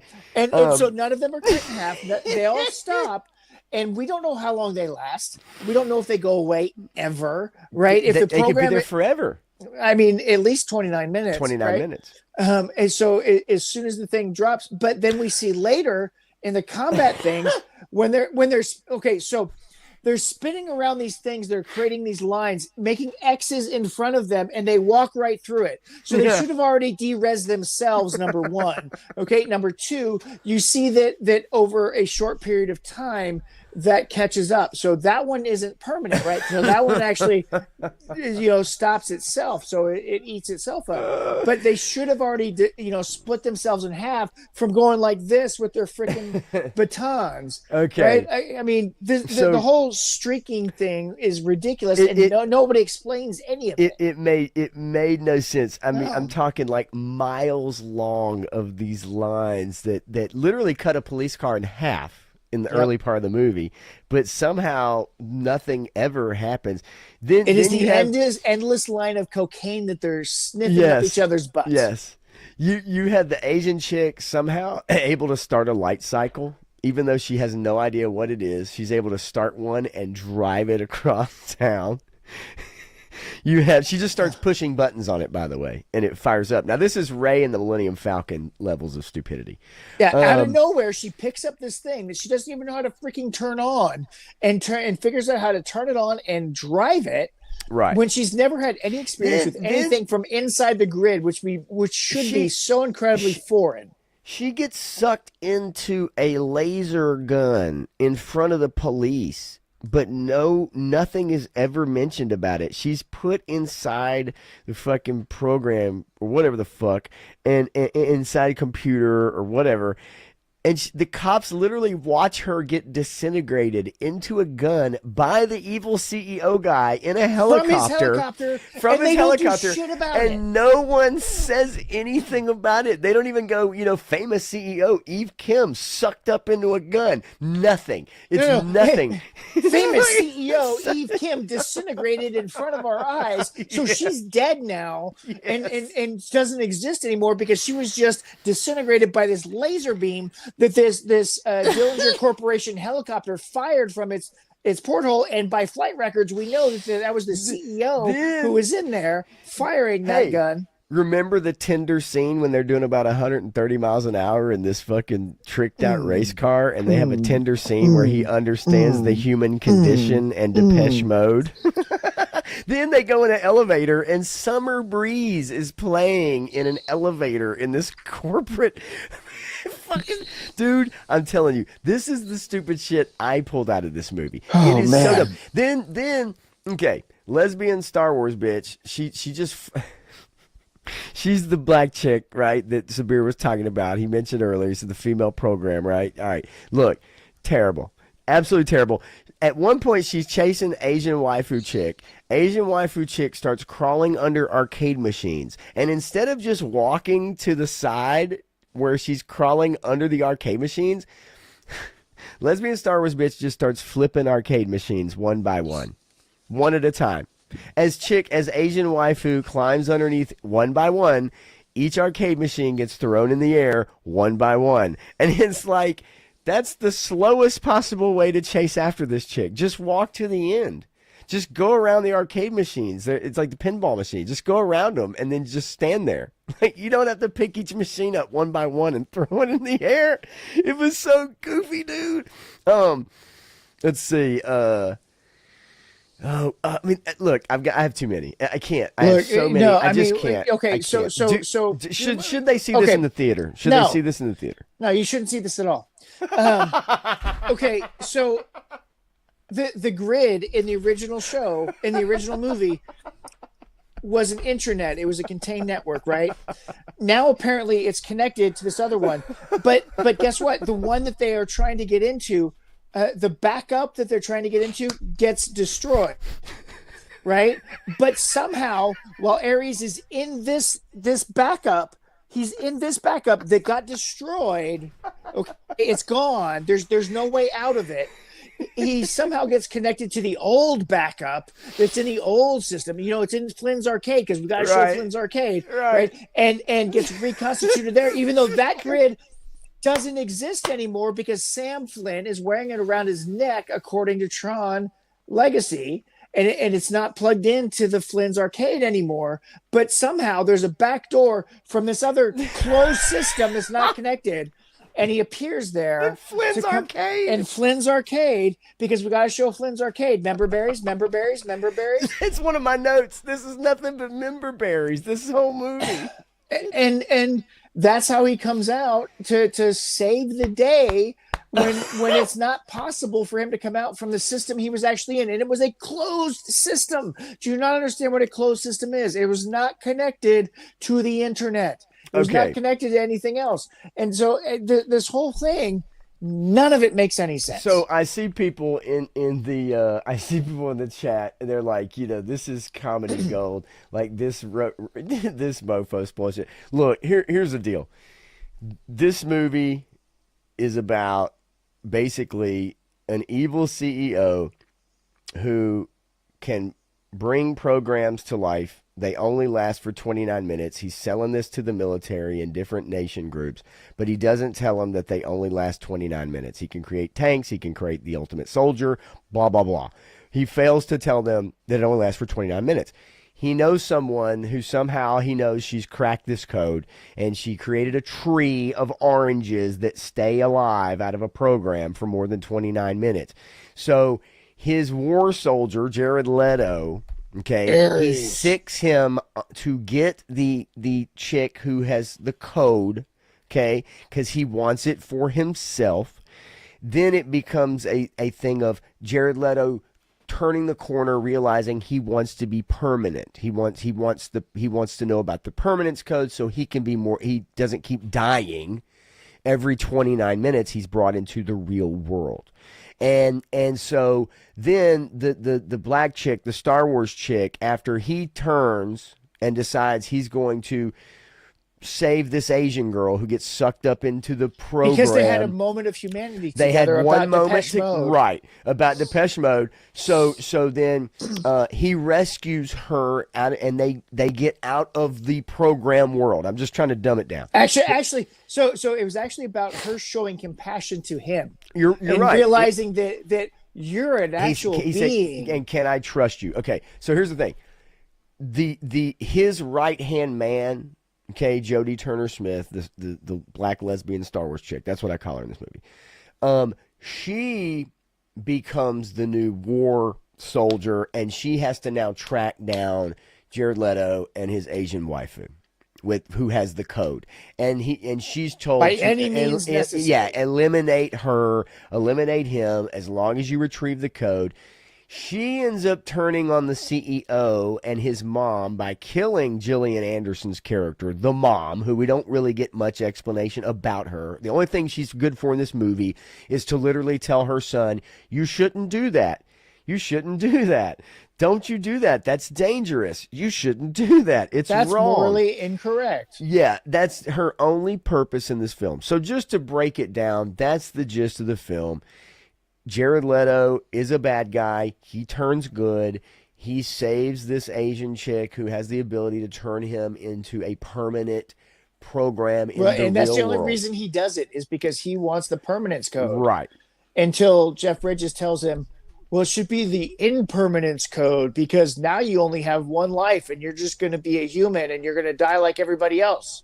It has a lot of bad dialogue. It has So bad. a lot of cheese in it. It's not a good movie. It's not even a, as we went through, I think last week I went through some of these headlines. It was like, it's a visual spectacle. It's a stunning spectacle. See it in IMAX, all that kind of stuff. It's not even that. It truly isn't. Now, I watched it and I had to get through all the Indian casino ads and the foreign ads, that So, pop up every time you touch your screen. But I wanted you to tell everybody what your experience was like oh yeah, going to the theater. Oh, yeah. How many people were Yeah, there, yeah, and should they see it in a IMAX or in a theater? So, Period. Sabir, no, it wasn't Moses Ingram. It was the Power of Many, Star Wars woman that we're talking about. My experience in the theater was that my wife and I got there a little bit early, and just a little bit early, not too early, and there was nobody in there. Then this family of four came in, and they sat right next to us. So our row was almost filled, and about two or three other people came in. So there were less than 12 people in the theater when I saw the movie at prime time on a Saturday. So nobody was there. And so you can imagine Thursday, there was probably not anybody there. Friday, there was hardly anybody there. Saturday, a couple people here and there. I mean, this is why it made almost nothing at the box office for a movie of this size. So it was almost a private experience going to the movie theater to watch this, except for the family next to us were slightly intrusive because they were right next to us and they were moving all around and stuff. That But sucks. And especially when there's nobody there. yeah, it's like, hey, could you scoot spread over out, just one folks. more seat? I mean, it'd be fine. Just So I knew I was not going to the theater to see it. I knew I was going to be going on the site that I use. And dealing with that. It actually wasn't bad, to be quite honest with you. I got through it pretty quick. the commercials were probably better than the movie. Well, yeah, actually, even though I couldn't understand the language, but nonetheless, I'm just warning people. Like, if you think you're gonna get, again, I told you up front, I'm not a Tron historian. I'm not somebody who knows the lore and characters and all the details. I know you do, but just from a visual aspect, hey, maybe it's a good action movie and it's kind of goofy, but it's got some fun stuff. It's not good. It really isn't good, and that's why from a spoiling aspect, there's nothing to spoil. This is a run of the mill movie. You are bored as shit on a Saturday night, and you were just watching something on television, and it comes up. Go ahead, just say, what the hell? I'm going to take a look and see what this thing's about. Other than that, Tron is a property that was for a niche market of a niche market. Yeah. Okay, it appealed to me in the 80s. And there were, very few people that it appealed to, even at the time. These movies have never been successful at the box office, not as much as they wanted it to be. None of them have been. And they keep limping it along because it's a Disney-owned property. They own it wholesale, right? They created this whole thing. Yeah. Right? And so they can say that it's theirs. And they can do whatever they want with it. So they want to keep bringing it back. And so they keep trying. But they forget to pay homage to what came before. Well, they did with Legacy, but they did not with this one. This movie was a complete bastardization of the entire Tron universe. And it doesn't make sense. And it keeps you lacking because everybody wants to see what happened to the ISO and Sam Flynn. Where are they now? What really happened to Kevin Flynn in the grid? Did he die, or was he reconstituted with Clue and now he only is represented in digital format inside that universe? But no, when we go back to the grid in this movie, it's the 1982 grid. Yeah, it's so weird. It's you have the one on the one hand. Yeah, no hot chicks either. Right.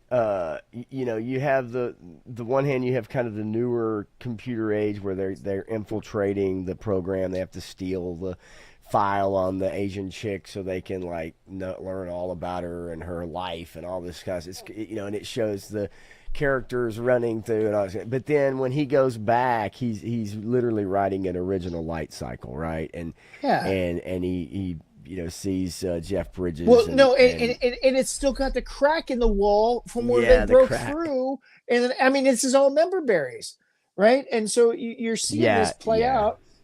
And it doesn't make any sense because it's like, okay, well, how is Kevin Flynn in this universe? Because it doesn't make sense that he would be here. And how has he morphed himself? Why? None of it made sense as why he was in the old grid when Ares entered it. Also, what the fuck was the deal with the recreation in the Arctic? Why was it the Arctic?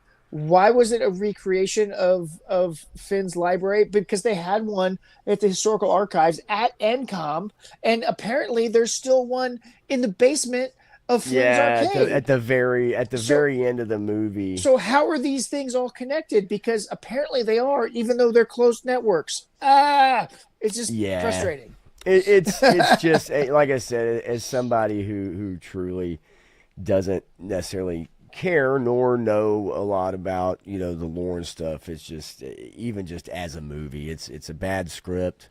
The action is not good, and Tron's not in it. They should have called it From the World of Tron. Yeah, something other than Tron if you don't actually have the character involved in any shape, form, or fashion. And because everybody that I know that liked Legacy was waiting to see what happened to Tron because he rebooted at the end of Legacy. But so he should have been there as the grid's protector, and then we're introduced to Ares as the grid protector right off the bat. But it's a Dillinger grid, so none of it makes any sense. But they couldn't call it anything else, Matthew, because no one would associate it with it. They could if they said From the World. But of Tron. People, if they wanted to get anybody that doesn't know anything about it, the only thing they do know is the name Tron, and they don't even know who the character is. They associate it with the cool bikes and the lines that come behind the bikes, and that's it. That's all they know. And the discs. If you're going to get the disc. So if you're going to get people that don't know and don't care, then you have to call it Tron, because otherwise you call it something else, they're going to be like, that looks like Tron. Yeah. Does that make sense? Like that's literally what's going to happen. In case you guys are wondering, there is a post-credit scene that takes place where Dillinger's grandson he transports himself into the Dillinger grid. Yes. Okay. So he doesn't get caught by the cops. So he doesn't get caught by the cops. Okay. But earlier in the movie, a human was brought in. Kim was brought into that universe, and she could not function. She was immobilized until they took the disc and they put it on her back, and they locked her identity disc in place. Okay. Right. Well, and then Dillinger's grandson comes in and he's like fully functional. Like, what the hell is going on? And this disc pops up and he's like, oh, wow, a disc. What's this? And he goes and touches it, and he gets transformed into Stark from the original movie. Member berries. So his grandson becomes the program that his father created to take over the MCP. The Master Control Program. Yeah. I mean, that's the end credit scene. Oh, look, we can see this guy moving forward as the evil antagonist, Stark, again, but we don't have any other characters in the grid. There's no Tron. There's nothing else. This is it. You're not getting another movie. No, there is no other movie. And, when they denied Bruce Boxleitner from coming back to this movie, I'm like, why the hell would you do that? Yeah, yes, Jeff to come back, but you don't ask Bruce. Yeah, I mean, there's no other one. There's no continuation. No one's going to see this. And for those that are hardcore fans, people that really enjoy the IP, but like you came walking away disappointed, and you're not going to tell people to go see this movie, and most people are not. And if you are there fans that are going to love this? Yeah, with everything. But the reality is it's not a good movie. It's not even a good, just, even a schlocky, goofy movie, right? I mean, it's just not. So, but yeah. So, yeah, I not a recommend for me. I would save your money. I would watch it with a bunch of Indian casino ads. That's just my so hey, good night, 3-star. Yep, good night. And speaking of which, I think that's about it, folks. I think that's kind kind of where we're at. I do have my son over actually too for the next few days, so I need to hop off here so I can spend a little bit of time before he decides to go to bed. But yeah, that's about all I got. We definitely needed to get through that though. It's goofy. I got a ton of notes. I'd be glad to put my notes up on a Slack channel on something. For anything, or, you guys can read my notes. They're goofy as shit. You could trim some of this ranting and raving, and then put your notes together into a video and create a video for the channel. That'd be amazing. Yeah, you're right. Some of these notes are quite offensive, but probably so. Yeah, no, they are. No, some of them are. No, not really. I already said it on here. But you're right. You're actually right. I do need to trim that. And put that maniacal rant that a lot of people are like, that's nonsensical. But maybe somebody would get a kick out of it because the movie's pretty fucking nonsensical. You're right. So it fits. And yeah, hey, glad to save you $20, especially where you're at, Eric. That's for sure. Yeah. It costs you a lot of money out there to go see a movie. Go see F1 again if it's still out there. So I will say this: I do have with 3-Star Draw tomorrow night. I've got stream with him on his channel, Seven's Wild, tomorrow night. So that'll be at 9 Eastern, 8 Central. That's what I got going on for the next couple days. What about you, buddy? The usual suspects. I'm going to be modifying this, guys, to have the swords correctly placed so I can create my army of samurai. This is an Xavier buck with him on it. And then modifying these guys and having fun. And then I've got spooky pictures coming out because it's October. And then the Punkathon coming up not this weekend, but next weekend. Yep. And so, we'll be promoting that and trying to get that out there with a bunch of shows through the whole weekend. So tune into that, save your money to help donate to Toys for Tots for that. And I don't think anything else. I'm going to be submitting some photos to Legend Series for his challenge for this month, which was a lighting challenge. Sweet. And so we're going to be talking about those when he gets that all put together at the end of the month. But that's about it. All right. Well, maybe I'll see some of you guys tomorrow night. If not, I'll see you next week. Faux show. We'll see you next week, 100%. Next Tuesday, and try to see what else has come up in the news and see if there's a new movie release. It's getting quite thin, Matthew, as we get the back end of the year. But I can't wait to see Back to the Future this month. Re-release. That's going to be awesome. So, but anyway, all right, you guys have a great night. Have a great week. And we'll see y'all next time. It's been Evening Blend. Pop Blender. It's Matthew Madsen. Y'all have a good one. Appreciate it.